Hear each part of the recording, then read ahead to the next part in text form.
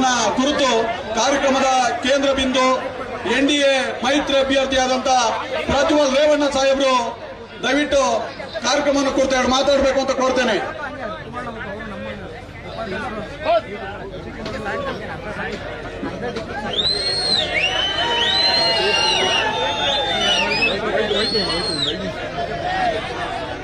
ಈ ಒಂದು ಕಾರ್ಯಕ್ರಮಕ್ಕೆ ಆಗಮಿಸಿರುವಂತ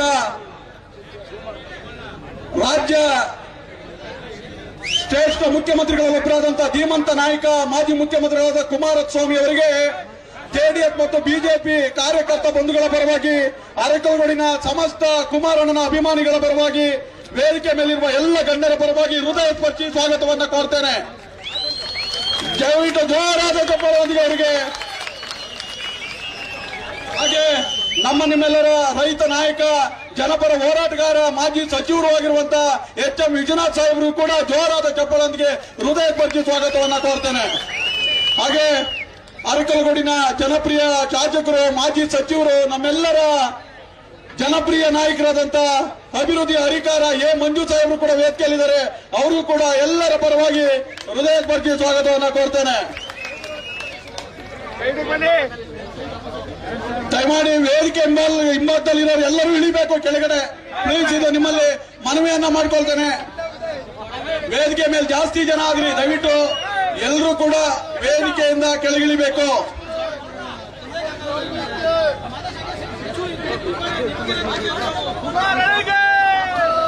ಅಣ್ಣ ಹಿಂದೆ ಗಿಂಬಲ್ ಅಣ್ಣ ಸ್ವಲ್ಪ ಹಿಂದೆ ಅಣ್ಣ ಹಿಂದೆ ಅಣ್ಣ ಗಿಂಬಲ್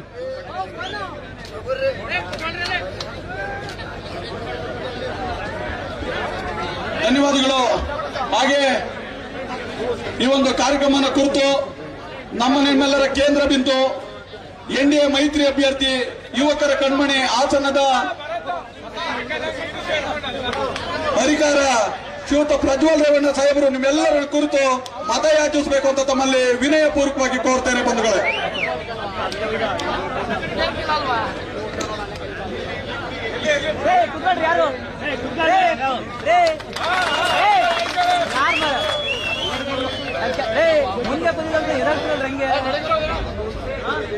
ಇವತ್ತಿನ ದಿವಸ ನಮ್ಮ ಅರಕಲಗೂಡಿನ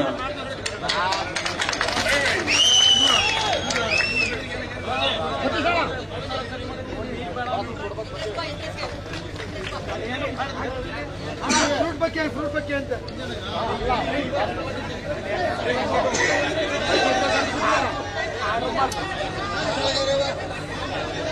ಇವತ್ತಿನ ಈ ಕಡೆ ಬನ್ನಿ. ಇವತ್ತಿನ ದಿವಸ ನಮ್ಮ ಅರಕಲಗೂಡಿನ ಏನು ರಾಮನಾಥಪುರದ ಹೋಬಳಿಯಲ್ಲಿ ರಾಮೇಶ್ವರ ದೇವಸ್ಥಾನದ ಆಶೀರ್ವಾದದ ಮೇಲೆ ಇವತ್ತು ಒಂದು ಬೃಹತ್ ಮಟ್ಟದ ಒಂದು ಸಭೆಯನ್ನು ಕರೀಬೇಕು ಅಂತ ಹೇಳಿ ನಮ್ಮ ಮಾನ್ಯ ಮಾಜಿ ಮುಖ್ಯಮಂತ್ರಿ ಆದಂತ ಕುಮಾರಣ್ಣವರೇನು ಸೂಚನೆ ಮೇಲೆ ಇವತ್ತು ಒಂದು ಸಭೆಯನ್ನು ಕರೆಯ ಒಂದು ನಿಟ್ಟಲ್ಲಿ ಇವತ್ತು ಕರೆದಿದ್ದೀವಿ. ಇವತ್ತು ನಾವು ಮಾತಾಡಬೇಕಾದ್ರೆ ಮುಖ್ಯವಾಗಿ ಈ ಕಡೆ ಬಂದ್ಬಿಡಿ ಒಂದು ನಿಮಿಷ, ಅವಾಗ ಅವರು ಜನ ಸುಮ್ಮನೆ ಈ ಕಡೆ ಬಂದ್ಬಿಡಿ. ಇವತ್ತು ಮಾತಾಡಬೇಕಾದ್ರೆ ಮೊದಲನೇ ದಿನ ಮಾತಾಡಬೇಕಾದ್ರೆ ಇವತ್ತು ಅರಕಲಗೂಡು ತಾಲೂಕಿನಲ್ಲಿ ನನಗೊಂದು ಆಸೆ ಇತ್ತು. ಈ ಚುನಾವಣೆ ಪ್ರಚಾರ ಏನಾದ್ರು ಪ್ರಾರಂಭ ಆಗಬೇಕು ಅನ್ನೋದಾದ್ರೆ ಅದು ರಾಮನಾಥಪುರ ಹೋಬಳಿಯಿಂದ ಅರಕಲಗೂಡು ತಾಲೂಕಿಂದನೇ ಪ್ರಾರಂಭ ಆಗಬೇಕು. ರಾಮೇಶ್ವರ ದೇವಸ್ಥಾನದ ಒಂದು ಆಶೀರ್ವಾದ ಪಡೆದು ನಿಮ್ಮೆಲ್ಲರ ಆಶೀರ್ವಾದ ಪಡೆಯುವಂತ ಕೆಲಸನ ಮಾಡಬೇಕು ಅಂತ. ಅದರಂತೆ ಇವತ್ತು ಒಂದು ದೊಡ್ಡ ಮಟ್ಟದ ಕಾರ್ಯಕ್ರಮನ ಆಯೋಜನೆ ಮಾಡಿ ಇವತ್ತು ಸಾವಿರಾರು ಸಂಖ್ಯೆಯಲ್ಲಿ ಇವತ್ತು ನನ್ನ ಎರಡು ಪಕ್ಷದ ಕಾರ್ಯಕರ್ತರು ಬಿಜೆಪಿ ಹಾಗೂ ಜೆಡಿಎಸ್ ಮುಖಂಡರುಗಳ ಮತ್ತು ಹಾಗೂ ಕಾರ್ಯಕರ್ತರು ಇವತ್ತೇನು ಬಂದು ಧೈರ್ಯ ತುಂಬುವಂತ ಕೆಲಸನ ಮಾಡ್ತಾ ಇದ್ದೀರಾ. ಇವತ್ತು ನನ್ನ ಬೆನ್ನಿಂದ ಏನು ನಿಂತು ಇವತ್ತು ಒಂದು ಸಹಕಾರ ಕೊಟ್ಟು ಪ್ರಜ್ವಲ್ ರೇವಣ್ಣ ಅವರೇ ನಿಮ್ಮ ಮುಂದೂಕಿ ನಾವು ನಿಮ್ಮಿಂದಿರ್ತೀವಿ, ಯಾವುದೇ ಕಾರಣಕ್ಕೂ 2 ಲಕ್ಷದ ಅಂತರದಲ್ಲಿ ಗೆಲ್ಸಂತ ಕೆಲಸನ ಮಾಡ್ತೀನಿ ಅನ್ನೋ ದೃಷ್ಟಿಲಿ ಇವತ್ತೆಲ್ಲ ಆಶೀರ್ವಾದ ಮಾಡಲಿಕ್ಕೆ ಬಂದಿದ್ದೀರಾ. ನಾನು ಈ ದಿನಗಳನ್ನ ಯಾವತ್ತೂ ಮರೆಯೋದಿಲ್ಲ. ಯಾಕಂದ್ರೆ ಯಾಕೆ ಈ ಮಾತು ಹೇಳಬೇಕು ಅಂದ್ರೆ ಇವತ್ತು ಬಹಳಷ್ಟು ಜನ ಬೇರೆ ಬೇರೆ ಚರ್ಚೆಗಳನ್ನ ಮಾಡ್ತಿದ್ದಾರೆ. ಆದ್ರೆ ಈ ಸಂದರ್ಭದಲ್ಲಿ ನಾನು ನಾನು ಮಂಜಣ್ಣವ್ರ ಬಗ್ಗೆ ಎರಡು ಮಾತಾಡಬೇಕಾಗತ್ತೆ. ಇವತ್ತು ಮಂಜಣ್ಣವರು ಹಲವಾರು ಹಳ್ಳಿಗಳನ್ನ ಸುತ್ತ ಅಂತ ಕೆಲಸನ ಮಾಡಿ ಹಗಲು ರಾತ್ರಿ ಅನ್ನೋದು ನೋಡ್ದೇನೆ ಇವತ್ತು ಮನೆಗೆ ನುಗ್ಗಿ ಇವತ್ತು ಪ್ರಚಾರ ಮಾಡುವಂತ ಸಂದರ್ಭದಲ್ಲಿ ಇವತ್ತು ಪ್ರಜ್ವಲ್ ರೇವಣ್ಣ ಅವ್ರನ್ನ ಅಧಿಕೃತವಾಗಿ ಹೆಚ್ಚಿನ ಮತ ನನ್ನ ಮರ್ಕುಲ್ಗೂಡು ಭಾಗದಲ್ಲಿ ಕೊಡ್ಲೇಬೇಕು, ಕೊಟ್ಟಿ ಅವ್ರಿಗೊಂದು ಶಕ್ತಿ ತುಂಬಬೇಕು ಅನ್ನೋ ನಿಟ್ಟಲ್ಲಿ ಇವತ್ತು ನನ್ನ ತಂದೆ ಸ್ಥಾನದಲ್ಲಿ ನಿಂತು ಇವತ್ತು ಒಂದು ಕೆಲಸ ಮಾಡ್ತಿದ್ದಾರೆ. ಅದು ನಾನು ಮರೆಯೋದಕ್ಕಾಗೋದಿಲ್ಲ.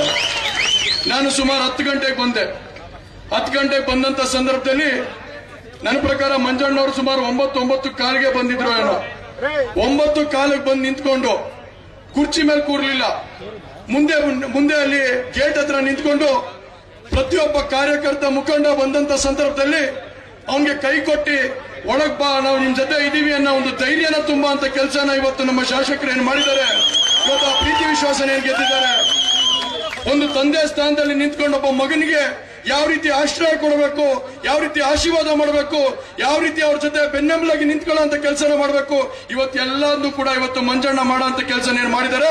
ಇವತ್ತು ನಾನು ಯಾವುದೇ ಕಾರಣಕ್ಕೂ ಇನ್ನ ನನ್ನ ಕೊನೆ ಉಸಿರಿನವರೆಗೂ ಮಂಜಣ್ಣವರ ಮಾರ್ಗದರ್ಶನದ ಮೇಲೆ ನಾನು ಚುನಾವಣೆ ಮಾಡುವಂತ ಕೆಲಸನ ಮಾಡ್ತೀನಿ. ಹಾಗೆ ಈ ಕ್ಷೇತ್ರದ ಅಭಿವೃದ್ಧಿಗೆ ನಾನು ಅವರ ಮಾರ್ಗದರ್ಶನದ ಮೇಲೆ ಕೆಲಸ ಮಾಡುವಂತ ನಿಟ್ಟಲ್ಲಿ ಮಾಡ್ತೀನಿ. ಇವತ್ತು ದಯವಿಟ್ಟು ಶ್ರಮಿಸಬೇಕು. ನಾನು ಆಗ್ಲೇ ಸುಮಾರು 8 ತಿಂಗಳಿಂದ ಇಡೀ ಜಿಲ್ಲೆಯಲ್ಲಿ ಎಲ್ಲ ಪ್ರತಿಯೊಂದು ಪಂಚಾಯಿತಿಗಳಿಗೆ ಹೋಗುವಂತ ಕೆಲಸನ ಮಾಡ್ತಾ ಇದ್ದೀನಿ. ಒಂದ್ ಸ್ವಲ್ಪ ಕೆಮ್ಮಿದೆ ನನಗೆ, ಯಾಕಂದ್ರೆ ಬಹಳಷ್ಟು ಕಡೆ ಹೋದಂತ ಸಂದರ್ಭದಲ್ಲಿ ಧೂಳು ಮತ್ತೆ ಕುಡಿಯೋ ನೀರಿನ ಸಂದರ್ಭದಲ್ಲಿ ಇದ್ದಂತ ಸಂದರ್ಭದಲ್ಲಿ ಇವತ್ತು ಬಹಳಷ್ಟು ಕಡೆ ಹೋದಂತ ಸಂದರ್ಭದಲ್ಲಿ ಒಂದ್ ಸ್ವಲ್ಪ ಕೆಮ್ಮುಗಳು ಹೆಚ್ಚಾಗಂತ ನಿಟ್ಟಲಾಗಿದೆ. ಹಾಗಾಗಿ ಭಾಷಣ ಮಾಡ್ಬೇಕಾದ್ರೆ ಕೆಮ್ಮಿದ್ರೆ ದಯವಿಟ್ಟು ಶ್ರಮಿಸಂತ ಕೆಲಸ ಮಾಡ್ಬೇಕಾಗುತ್ತೆ. ಇವತ್ತು ಬಹಳ ಜನ ಮಾತಾಡ್ತಾರೆ, ಮಂಡ್ಯದಲ್ಲೂ ಬಹಳ ಜನ ಹೇಳಿಕೆ ಕೊಡೋಗಳನ್ನ ನೋಡಿದೀನಿ ಇವತ್ತು. ಆದ್ರೆ ನಾವೇ ಕುಮಾರಣ್ಣನಿಗೆ ನಾವು ಸಮಯನ ಕೇಳಿದಂತ ಸಂದರ್ಭದಲ್ಲಿ ನಾವು ಕುಮಾರಣ್ಣನಿಗೆ ಕೇವಲ 2 ಪಾಯಿಂಟ್ 3 ಪಾಯಿಂಟ್ ಕೊಡಿ ಕುಮಾರಣ್ಣ ಸಾಕು, ನೀವು ಜಾಸ್ತಿ ಬಡಬೇಡಿ, ನಿಮ್ಮ ಆರೋಗ್ಯ ಕಡೆ ಗಮನ ಹರಿಸಿ ಅಂತ ಹೇಳಿದಂತ ಸಂದರ್ಭದಲ್ಲಿ ಇಲ್ಲ, ನಾನು ನನ್ನ ಮಗ ಇದ್ದಂಗೆ ನೀನು ಖಂಡಿತವಾಗ್ಲೂ ಗೆದ್ದು ಬರ್ಲೇಬೇಕು, ಸರಿ ಆ ವಿಶ್ವಾಸನ ಮೂಡಿಸೋ ಕೆಲಸ ನಾನು ಮಾಡ್ತೀನಿ, ಪ್ರತಿ ಹಳ್ಳಿಗೆ ಹೋಗುವಂತ ಕೆಲಸನ ಮಾಡ್ತೀನಿ ಅಂತ ಹೇಳಿ 3ನೇ ಬಾರಿ ಇವತ್ತು ಹೃದಯ ಚಿಕಿತ್ಸೆ ಆಗಿದ್ರು ಕೂಡ ಇವತ್ತು ಜೆಡಿಎಸ್ ಪಕ್ಷದ ಕಾರ್ಯಕರ್ತರು ಮತ್ತೆ ಬಿಜೆಪಿ ಪಕ್ಷದ ಕಾರ್ಯಕರ್ತರನ್ನ ಇವತ್ತು ಎತ್ತಿಡಿ ಅಂತ ಕೆಲಸನ ಮಾಡಿ ಮತ್ತೊಮ್ಮೆ ನರೇಂದ್ರ ಮೋದಿ ಅವರನ್ನ ಪ್ರಧಾನಮಂತ್ರಿ ಮಾಡೇ ಮಾಡ್ತೀನಿ ಅನ್ನೋ ಒಂದು ಸಂಕಲ್ಪನ ಕಟ್ಟಿ ಇವತ್ತು ಮೂಲೆ ಓಡಾಡೋ ಅಂತ ಕೆಲಸನ ಮಾಡ್ತಿದ್ದಾರೆ. ಇವತ್ತು ಬಹಳಷ್ಟು ಟೀಕೆ ಮಾಡ್ತಾರೆ, ನಾವು ಚರ್ಚೆ ಮಾಡ್ತಾ ಇದೀವಿ. ಇವತ್ತು ಈ ಕಾಂಗ್ರೆಸ್ ಪಕ್ಷ 11 ತಿಂಗಳಾಗಿದೆ ಅಧಿಕಾರಕ್ಕೆ ಬಂದು, 11 ತಿಂಗಳು ಈ ಕಾಂಗ್ರೆಸ್ ಪಕ್ಷ ಅಧಿಕಾರಕ್ಕೆ ಬಂದ್ರು ಕೂಡ ಇವತ್ತು ಯಾವುದೇ ರೀತಿ ರೈತಾಪಿ ಜನತೆಗೆ ಇವತ್ತು ಒಂದೇ ಒಂದು ರೀತಿ ಆಶಾಕಿರಣವಾಗಿ ನಿಲ್ಲ ಅಂತ ಕೆಲಸನ ಮಾಡಿಲ್ಲ. ಇವತ್ತು ನಮ್ಮೆಲ್ಲರಿಗೂ ಗೊತ್ತಿದೆ, ಈಗಾಗಲೇ ಬಹಳಷ್ಟು ಹಳ್ಳಿಗಳು ಕೂಡ ಇವತ್ತು ಬೋರ್ವೆಲ್ಗಳಾಗ್ಲೇ ಬತ್ತೋಗುವಂತ ಪರಿಸ್ಥಿತಿ ಆಗ್ತಾ ಇದೆ. ಇವತ್ತು ಕೆರೆಗಳಲ್ಲಿ ನೀರಿಲ್ಲ, ಇವತ್ತು ನದಿಗಳಲ್ಲಿ ನೀರಿಲ್ಲ. ನಮ್ಮ ಯಾವುದೇ ಸಂದರ್ಭದಲ್ಲೂ ಕೂಡ ಇವತ್ತು ಇಷ್ಟು ಬರಗಾಲನ ನಾವು ಇತಿಹಾಸದಲ್ಲೇ ನೋಡುವಂತ ಕೆಲಸ ಆಗಿರ್ಲಿಲ್ಲ. ಆದ್ರೆ ಬಂಧುಗಳೇ, ಒಂದು ಮಾತ್ರ ಜ್ಞಾಪಕ ಇಟ್ಕೋಬೇಕು, ಕಾಂಗ್ರೆಸ್ ಪಕ್ಷ ಯಾವಾಗ ಅಧಿಕಾರಕ್ಕೆ ಬಂದಿದ್ಯೋ ಆಗ ಬರಗಾಲ ಖಚಿತ ಬುದ್ಧಿ ಅನ್ನೋದನ್ನ ಇವತ್ತೆಲ್ಲ ಕಂಡಿರೋ ಅಂತ ಕೆಲಸನ ನಾವು ಮಾಡಿದ್ದೀವಿ. ಆದ್ರೆ ಖಂಡಿತವಾಗ್ಲೂ ಹೇಳ್ತೀನಿ, ಮುಂದಿನ ದಿವಸಗಳಲ್ಲಿ ನಮ್ಮ ಕುಮಾರಣ್ಣ ಮತ್ತು ಯಡಿಯೂರಪ್ಪ ಸಾಹೇಬ್ರ ನೇತೃತ್ವದಲ್ಲಿ ಖಂಡಿತವಾಗ್ಲೂ ಕರ್ನಾಟಕ ರಾಜ್ಯದಲ್ಲಿ 28ಕ್ಕೂ 28 ಜಿಲ್ಲೆಯಲ್ಲೂ ಕೂಡ ನಮ್ಮ ಅಭ್ಯರ್ಥಿಗಳನ್ನ ಕೆಲಸನ ನಮ್ಮ ಕಾರ್ಯಕರ್ತರು ಮಾಡಿ ಇವತ್ತು ಒಳ್ಳೆ ಮಳೆ ಬೆಳೆ ಅಂತ ಕೆಲಸಗಳು ಆಗೇ ಆಗುತ್ತೆ. ಮುಂದಿನ ದಿವಸಗಳಲ್ಲಿ ಆಶಾಕಿರಣವಾಗಿರುವಂತ ರೈತ ಪರ ಇರುವಂತ ಒಂದು ಸರ್ಕಾರ ಬಂದೇ ಬರುತ್ತೆ ಅಂತ ಈ ವೇದಿಕೆ ಮುಖಾಂತರ ತಿಳಿಸುವಂತ ಕೆಲಸನ ಮಾಡ್ತೀನಿ. ಯಾಕೆ ಈ ಮಾತು ಹೇಳ್ತಾ ಇದ್ದೀನಿ ಅಂದ್ರೆ, ಇವತ್ತು ನಾವು ನೋಡ್ತಾ ಇದೀವಿ ಪರಿಸ್ಥಿತಿ ಏನಿದೆ ಅಂತ. ಎಲ್ಲ ರೈತರುಗಳು ಇವತ್ತು ಯಾವ ಒಂದು ಕಷ್ಟದಲ್ಲಿದ್ದಾರೆ. ಒಂದ್ ಕಡೆ ಟಿಸಿ ಸಿಗ್ತಾ ಇಲ್ಲ, ಒಂದ್ ಕಡೆ ನೀರಿಲ್ಲ, ಸರಿಯಾದ ಸಂದರ್ಭದಲ್ಲಿ ಕರೆಂಟ್ ಕೊಡ್ತಾ ಇಲ್ಲ, ಬೆಳೆದಿರೋ ಬೆಳೆಗಳಿಗೆ ಇವತ್ತು ಸರಿಯಾದ ರೇಟ್ ಸಿಗ್ತಾ ಇಲ್ಲ. ಇವತ್ತು ಹೇಳ್ತಾರೆ ಉಚಿತ ಅಂತ. ಸ್ವಾಮಿ, ನೀವೇನಾದ್ರು ನಿಜವಾಗ್ಲೂ ಉಚಿತವಾಗಿ ಏನಾದ್ರು ಕೊಟ್ಟಿದ್ರೆ, ಎಲ್ಲಾ ವರ್ಗಗಳಿಗೂ ಉಚಿತವಾಗಿ ಕೊಟ್ಟಿದ್ರೆ ಅದು ಕೇವಲ ಬರಗಾಲ ಮಾತ್ರ ಅಂತ ಇವತ್ತು ನಾವು ಈ ವೇದಿಕೆ ಮುಖಾಂತರ ಹೇಳೋಂತ ಕೆಲಸನ ಮಾಡಬೇಕಾಗುತ್ತೆ. ಬರಗಾಲದಲ್ಲಿ ಇವತ್ತು ರೈತರುಗಳು ತತ್ತರಿಸುವಂತ ಪರಿಸ್ಥಿತಿ ಇವತ್ತು ನಿರ್ಮಾಣ ಆಗಿದೆ. ಹಾಗಾಗಿ ನಿಮ್ಮಲ್ಲೆಲ್ಲ ಕೇಳ್ಕೊಳ್ಳೋದು ಇಷ್ಟೇನೆ, ನಿಮ್ಮಲ್ಲಿ ಬಹಳಷ್ಟು ಜನ ನೆಂಟರು ಪಕ್ಕದ ಜಿಲ್ಲೆಗಳಲ್ಲಿ ಇರ್ತಾರೆ, ಅಕ್ಕಪಕ್ಕದ ಜಿಲ್ಲೆಯಲ್ಲಿ ಇರ್ತಾರೆ. ಎಲ್ಲಾ ಜಿಲ್ಲೆ ನೆಂಟರುಗಳಿಗೆ ಕರೆ ಮಾಡಿ ಈ ಬಾರಿ ಮೋದಿ ಸರ್ಕಾರ ಬರಲೇಬೇಕು, ದೇವೇಗೌಡರಿಗೆ ಬಲ ತುಂಬಿಸಲೇಬೇಕು, ಕುಮಾರಣ್ಣನಿಗೆ ಶಕ್ತಿ ತುಂಬಲೇಬೇಕು ಅನ್ನೋ ಒಂದು ನಿಟ್ಟಲ್ಲಿ ನಮ್ಮ ಕಾರ್ಯಕರ್ತರುಗಳೆಲ್ಲರೂ ಕೂಡ ಒಗ್ಗಟ್ಟಾಗಿ ಹೋರಾಟ ಮಾಡುವಂತ ಶಕ್ತಿನ ತೋರಿಸುವಂತ ಕೆಲಸನ ಮುಂದಿನ ದಿವಸಗಳಲ್ಲಿ ಮಾಡಬೇಕಾಗುತ್ತೆ. ಹಾಗಾಗಿ ನಿಮ್ಮಲ್ಲೆಲ್ಲ ಕಳಕಳಿವಾಗಿ ಮನವಿ ಮಾಡ್ತಾ, ಯಾಕಂದ್ರೆ ಈಗಾಗಲೇ ನಾನು ಇದಾದ ಮೇಲೆ ಮತ್ತೆ ಕಡೂರ್ಗೆ ಹೋಗ್ಬೇಕು. ನಾನೀಗ ಕಡೂರು ಮುಗಿಸ್ಕೊಂಡು ಬಾಳುಪೇಟೆ ಮತ್ತೆ ಇವತ್ತು ಕೆಂಚಮೋಸ್ಕೋಟೆನೂ ಕಾರ್ಯಕ್ರಮ ಇದೆ. ಹಾಗಾಗಿ ನಾನು ಇವತ್ತು ಬೇಗ ತೆರಳಬೇಕಾಗತ್ತೆ. ಕುಮಾರಣ್ಣ ಬರಲಿ ಅಂತ ಕಾಯ್ತಾ ಇದ್ದೆ, ಅವ್ರ ಆಶೀರ್ವಾದ ಪಡ್ಕೊಂಡು ಹೋಗೋಣ ಅಂತ. ಕುಮಾರಣ್ಣನ ಆಶೀರ್ವಾದದ ಮೇಲೆ, ಮಂಜಣ್ಣ ಅವರ ಆಶೀರ್ವಾದದ ಮೇಲೆ, ರೇವಣ್ಣ ಸಾಹೇಬರು, ವಿಶ್ವನಾಥ್ ಅಣ್ಣವರು ಹಾಗೂ ನಮ್ಮ ಎಲ್ಲ ಬಿಜೆಪಿ ಹಾಗೂ ಜೆಡಿಎಸ್ ಮುಖಂಡರುಗಳು ಮತ್ತೆ ನನ್ನ ಪ್ರೀತಿಯ ಇವತ್ತು ಅರ್ಕಲ್ಗೂಡು ಜನ ಇವತ್ತೇನು ಸುಮಾರು 10,000ಕ್ಕಿಂತ ಹೆಚ್ಚಿನ ಜನ, ಇವತ್ತು 15,000 ಜನ ಹೆಚ್ಚಿನ ಜನಸಂಖ್ಯೆಯಲ್ಲಿ ಇವತ್ತು ಬೆಂಬಲನ ಸೂಚಿಸಕ್ಕೆ, ಒಬ್ಬ ಪ್ರಜ್ವಲ್ ರೇವಣ್ಣಗೆ ಆಶೀರ್ವಾದ ಮಾಡೋದಕ್ಕೆ ನನ್ನ ತಂದೆ ತಾಯಿಂದಿರು ಬಂದಿರಾ. ನಿಮ್ಮೆಲ್ಲರ ಆಶೀರ್ವಾದ, ಪ್ರೀತಿ, ವಿಶ್ವಾಸ ಇದೇ ತರ ಇರಲಿ. ನಾನೇನಾದ್ರು ಸಣ್ಣ ಪುಟ್ಟ ತಪ್ಪುಗಳು ಮಾಡಿದ್ರೆ ದಯವಿಟ್ಟು ಅರ್ಕಲ್ಗೂಡು ಜನ ದಯವಿಟ್ಟು ಕ್ಷಮಿಸುವಂತ ಶಕ್ತಿ ನಿಮ್ಮಲ್ಲಿದೆ. ನೀವೆಲ್ಲರೂ ಕ್ಷಮಿಸಿ ಅಂತ ಹೇಳಿ ಕೈ ಮುಗಿತಾ ನಿಮ್ಮೆಲ್ಲರ ಹೋರಾಟ ಇದೇ ತರ ಇರ್ಲಿ ಅಂತ ಹೇಳಿ ನಾನು ಅದಕ್ಕಿಂತ ಮುಖ್ಯವಾಗಿ ನೊಂದು ಮಾತು ಹೇಳಬೇಕಾಗತ್ತೆ. ಮೊನ್ನೆ ಒಂದು ವಿಡಿಯೋ ನೋಡ್ತಿದ್ದೆ, ಯಾಕಂದ್ರೆ ಕುಮಾರಣ್ಣನ ಗಮನಕ್ಕೆ ತರಬೇಕಾಗತ್ತೆ. ನಾವು ಮೊನ್ನೆ ಒಂದು ವಿಡಿಯೋ ನೋಡುವಂತ ಸಂದರ್ಭದಲ್ಲಿ ಇವತ್ತು ಬಿಜೆಪಿ ಮತ್ತೆ ಜೆಡಿಎಸ್ನ ಕಾರ್ಯಕರ್ತರುಗಳು ಬಿಸಿಲು ಹಗಲು ನೋಡ್ದೇನೆ ಇವತ್ತು ಬೀದಿಲಿ ಹೋಗಿ ಇವತ್ತು ನಮ್ಮ ಪರಗಳ ಎಲ್ಲಾ ಪಕ್ಷದ ಎಲ್ಲಾ ಒಂದು ಏನು 28 ಜಿಲ್ಲೆಯಲ್ಲೂ ಕೂಡ ಇವತ್ತು 28 ಕ್ಷೇತ್ರದಲ್ಲೂ ಅಭ್ಯರ್ಥಿಗಳನ್ನ ಗೆಲ್ಲಿಸಬೇಕು ಅನ್ನೋ ನಿಟ್ಟಿನಲ್ಲಿ ಇವತ್ತು ಮನೆಗೆ ತೆರಳಿ ಮತಯಾಚನೆ ಮಾಡ್ತಿರೋದು ನೋಡಿದ್ರೆ ಇವತ್ತು ನನಗೊಂದು ಭರವಸೆ ಮೂಡ್ತಾ ಇದೆ.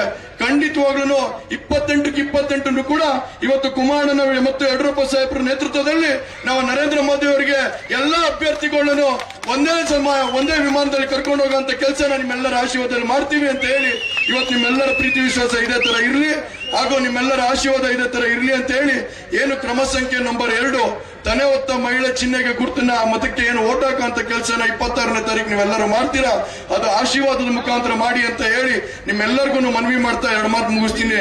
ಹಾಗಾಗಿ ನಮ್ಮ ಅರ್ಕಲ್ಗೂಡು ಜನತೆ ಇವತ್ತು ನಾನು ಒಂದು ಭರವಸೆ ಮೇಲೆ ಸ್ಟೇಜ್ ಇಂದ ಕೆಳಗಡೆ ಹೇಳ್ತಾ ಇದೀನಿ.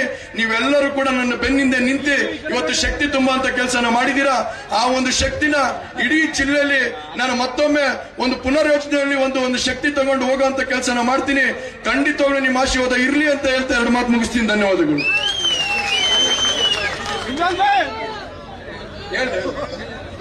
ಬಿಜೆಪಿ ಮತ್ತು ಜೆಡಿಎಸ್ ಮೈತ್ರಿ, ಆದ್ರೆ ಚಿಹ್ನೆ ಗುರ್ತು ಮಾತ್ರ ತನೆ ಹೊತ್ತ ಮಹಿಳೆ ಗುರ್ತು.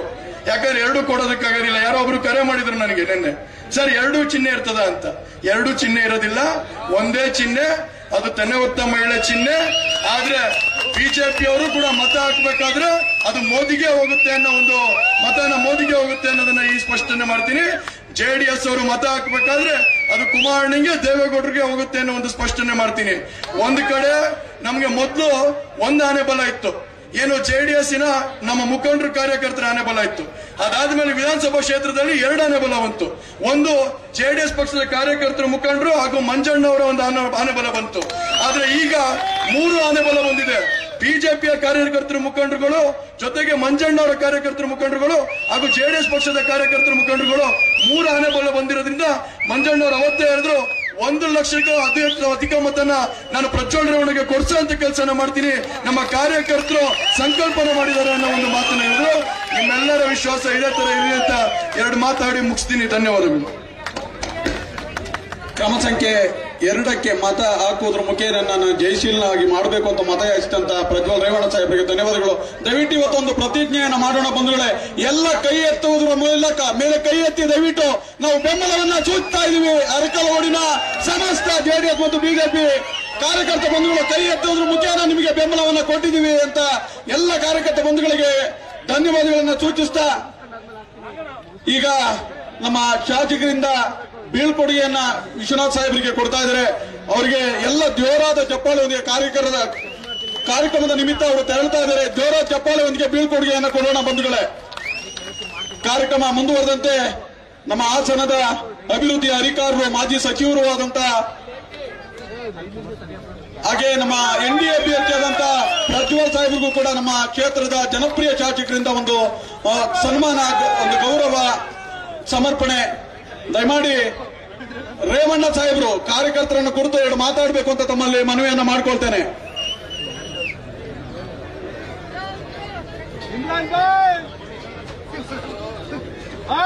इमरान भाई भैया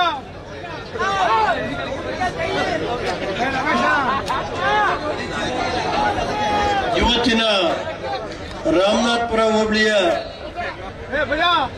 ಕಾರ್ಯಕರ್ತರ ಸಭೆಯಲ್ಲಿ ಭಾಗವಹಿಸಿರುವಂತ ರಾಜ್ಯದ ಜನಪ್ರಿಯ ಮುಖ್ಯಮಂತ್ರಿಗಳು ಮಾಜಿ ಮುಖ್ಯಮಂತ್ರಿಗಳಾದಂಥ ಕುಮಾರಣ್ಣರೇ, ಜನಪ್ರಿಯ ಶಾಸಕರು ಮಾಜಿ ಮಂತ್ರಿಗಳಾದಂಥ ಮಂಜಣ್ಣರೇ, ಕೆಆರ್ ನಗರ ತಾಲೂಕಿನ ಮಾಜಿ ಮಂತ್ರಿಗಳು, ವಿಧಾನ ಪರಿಷತ್ತಿನ ಸದಸ್ಯರಾದಂಥ ವಿಶ್ವನಾಥ್ ಅಣ್ಣರೇ, ಈ ವೇದಿಕೆಯಲ್ಲಿರುವ ಎಲ್ಲ ಬಿಜೆಪಿ ಜೆಡಿಎಸ್ ಮುಖಂಡರೇ, ಇವತ್ತಿನ ಸಭೆ ಏನು 2024-26ನೇ ತಾರೀಕು ನಡೆಯುವಂತ ಲೋಕಸಭಾ ಚುನಾವಣೆಯಲ್ಲಿ ಜೆಡಿಎಸ್ ಪಕ್ಷದ ಬಿಜೆಪಿ ಜೆಡಿಎಸ್ ಪಕ್ಷದ ಎನ್ಡಿಎ ಅಭ್ಯರ್ಥಿಯಾದಂಥ ಪ್ರಜ್ವಲ್ ರೇವಣ್ಣನವರ ಪರವಾಗಿ ತಾವೆಲ್ಲ ಮತ ಇದಕ್ಕೋಸ್ಕರ ಇವತ್ತು ಈ ಸಭೆ ಪ್ರಾರಂಭ ಮಾಡಿದ್ದೀವಿ. ಇವತ್ತು ಅರಕಲಗೂಡು ತಾಲೂಕಿನಲ್ಲಿ ಏನು ಮಂಜಣ್ಣವರ ಜನಪ್ರಿಯತೆ, ಕುಮಾರಣ್ಣವರು ಇವತ್ತು ಬರ್ತಾ ಇದ್ದಾರೆ. ಅವರು ಇವತ್ತು ಕುಮಾರಣ್ಣ ಸರ್ಕಾರ ಇದ್ದಂತ ಕಾಲದಲ್ಲಿ ಶಿಕ್ಷಣಕ್ಕೆ ಒತ್ತು ಕೊಟ್ಟಂತ ಯಾರು ಮುಖ್ಯಮಂತ್ರಿ ಇದ್ರೆ ಅದು ಕುಮಾರಸ್ವಾಮಿ ಅವರ ರಾಜ್ಯದಲ್ಲಿ. ಕಳೆದ 60 ವರ್ಷದಲ್ಲಿ ಶಿಕ್ಷಣಕ್ಕೆ ಒತ್ತು ಕೊಟ್ಟಂತ ಯಾರು ಮುಖ್ಯಮಂತ್ರಿ ಇದ್ರೆ ಅದು ಸನ್ಮಾನ್ಯ ಕುಮಾರಸ್ವಾಮಿಯವರು. 600 ಹೈಸ್ಕೂಲು, ಸುಮಾರು 1200 ಹೈಸ್ಕೂಲು, 600 PU ಕಾಲೇಜು, 240 ಇದು ಪ್ರಥಮ ದರ್ಜೆ ಕಾಲೇಜ್ ಮಾಡಿಕೊಟ್ಟಂತ ವ್ಯಕ್ತಿ ಕುಮಾರಸ್ವಾಮಿಯವರು ಅಂತ ಹೇಳಬೇಕಾದ್ರು. ಮತ್ತೆ ಇವತ್ತು ಈ ನಾಲೆ HRPC ನಾಲೆಗೆ 450 ಕೋಟಿ ಹಣ ಕೊಟ್ಟಂತ ಕುಮಾರಸ್ವಾಮಿಯವರು. ಶ್ರೀರಾಮ್ ಡ್ಯಾಮ್ಗೆ 150 ಕೋಟಿ, HRPC ಹೈ ಲೆವೆಲ್ ಚಾನಲ್ ಮಗ್ಗೆ ಹತ್ರ ಹೋಗ್ತಾ ಇದೆ, ಅಲ್ಲಿ ಮಳ್ಳಿ ಮೈಸೂರು ಇವೆಲ್ಲ, ಅದನ್ನ ನಾಲೆಯ ವೈಡರ್ ಮಾಡಿ ಇವತ್ತು ಮಂಜಣ್ಣವರು ಕುಮಾರಣ್ಣವರು ಸೇರಿ ಇವತ್ತು ಆ ನಾಲೆಯ ಅಭಿವೃದ್ಧಿ ಮಾಡಿಕೊಟ್ಟಿದ್ದಾರೆ ಅಂತ ಈ ಸಂದರ್ಭದಲ್ಲಿ ಹೇಳಬೇಕಾದ್ರು. ಮತ್ತೆ ಇವತ್ತು ಏನು ಮಾಗಡಿಯಿಂದ ಕುಶಾಲನಗರಕ್ಕೆ ಇವತ್ತಿಲ್ಲಿ ನಿಮ್ಮ ಮುಂದ್ಗಡೆ ರೋಡ್ ಹೋಗ್ತಾ ಇದೆಯಲ್ಲ, 3,500 ಕೋಟಿಗೆ ಇವತ್ತು ಈ ರಸ್ತೆ ಇವತ್ತು ಆಗಿ ಇವತ್ತು ಕೆಲಸ ಆಗ್ತಾ ಇದೆ.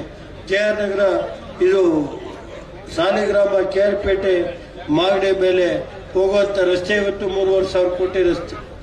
ಮತ್ತೆ ಕುಮಾರಣ್ಣರಿದ್ದಂತ ಕಾಲದಲ್ಲಿ ಈ ಜಿಲ್ಲೆ 2,500 ಕೋಟಿ ನ್ಯಾಷನಲ್ ಬ್ಯಾಂಕ್ ಸಾಲ ಇರಬಹುದು, ಸುಮಾರು 560 ಕೋಟಿ ಜಿಲ್ಲಾ ಬ್ಯಾಂಕಿನ ಸಾಲ ಮನ್ನಾ ಮಾಡಿದಂತ ಯಾರು ವ್ಯಕ್ತಿ ಇದ್ರೆ ಅದು ಇಡೀ ರಾಷ್ಟ್ರದಲ್ಲಿ ಕುಮಾರಣ್ಣವರು ಅಂತ ಹೇಳ್ಬೇಕು. 25,000 ಕೋಟಿ ಸಾಲ ಮನ್ನಾ ಮಾಡಿದಂತ ಯಾರು ವ್ಯಕ್ತಿ ಇದ್ರೆ ಈ ರಾಜ್ಯದಲ್ಲಿ ಅದು ಕುಮಾರಸ್ವಾಮಿಯವರು ಅಂತ ಹೇಳ್ಬೇಕಾದ್ರೆ. ಕುಮಾರಸ್ವಾಮಿಯವರು ಮುಖ್ಯಮಂತ್ರಿ ಇದ್ದಂತ ಕಾಲದಲ್ಲಿ ತೆಂಗು ಬೆಳೆಗಾರರಿಗೆ ಪರಿಹಾರ, ಮತ್ತೆ ಮೊನ್ನೆ ನರೇಂದ್ರ ಮೋದಿ ಹತ್ರ ಹೋಗಿ ಏನು ಕೊಬ್ಬರಿ ಬೆಳೆಗಾರರಿದ್ರು ಅವರಿಗೆ ಇವತ್ತು 12,000 ರೂಪಾಯಿ ಕ್ವಿಂಟಾಲ್ನಲ್ಲಿ ಕೊಬ್ಬರಿ ಖರೀದಿ ಮಾಡೋದಕ್ಕೆ 1 ಲಕ್ಷ ಮೆಟ್ರಿಕ್ ಟನ್ ಕೊಬ್ಬರಿ ಖರೀದಿ ಮಾಡೋದಕ್ಕೆ ಅವಕಾಶ ಮಾಡಿಕೊಟ್ಟಂತ ಮುಖ್ಯಮಂತ್ರಿ ಇದ್ರೆ ಇದು ಕುಮಾರಣ್ಣವರು ಅಂತ ಹೇಳ್ಬೇಕು.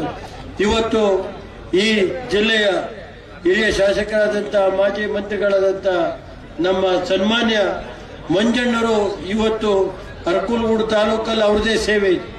ಅವರು ಹಲವಾರು ರಸ್ತೆಗಳಿರ್ಬೋದು, ಕುಡಿಯೋ ನೀರಿರ್ಬೋದು ಎಲ್ಲ ಕೆಲಸ ಮಾಡಿದ್ದಾರೆ.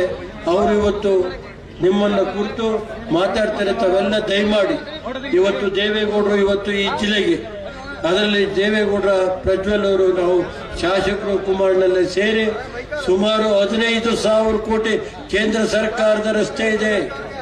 ಮತ್ತೆ ಇವತ್ತು ಚನ್ನರಾಯಪಟ್ಟಣದಿಂದ ಇವತ್ತು ಮಾಕುಂಟಾಗಿ ಚನ್ನರಾಯಪಟ್ಟಣ, ಹೊಳೆನರಸೀಪುರ, ಅರಕಲಗೂಡು ಮೇಲೆ ಶನಿವಾರ ಸಂತೆ ಮೇಲೆ ಮಾಕುಂಟಾಗಿ ಹೋಗುವ ರಸ್ತೆ ಇವತ್ತು ಸುಮಾರು 1,600 ಕೋಟಿಗೆ ಕೇಂದ್ರ ಸರ್ಕಾರ ಅನುಮತಿ ಕೊಡುವಂತದಲ್ಲಿದೆ. National highway in principle approve ಆಗಿದೆ. ಮತ್ತು ಅದಲ್ಲದೆ ದೇವೇಗೌಡರು ಇದ್ದಾಗ ಚನ್ನರಾಯಪಟ್ಟಣ, ಅರಕಲಗೂಡು, ಕೊಡನೂರು, ರಾಮನಾಥಪುರ, ಹೊಳೆನರಸೀಪುರದ ಮೇಲೆ ರಾಮನಾಥಪುರ, ಹೊಳೆನರಸೀಪುರ ಮೇಲೆ ಕುಶಾಲನಗರಕ್ಕೆ ಹೋಗುವಂತ ರೈಲ್ವೆ ಮಾರ್ಗಕ್ಕೆ ಸರ್ವೆ ಆರ್ಡರ್ ಕೊಟ್ಟಿದ್ದಾರೆ. ಆ ಕೆಲಸನೂ ನಾವು ಮಾಡಿಸ್ಕೊಡ್ತೀವಿ.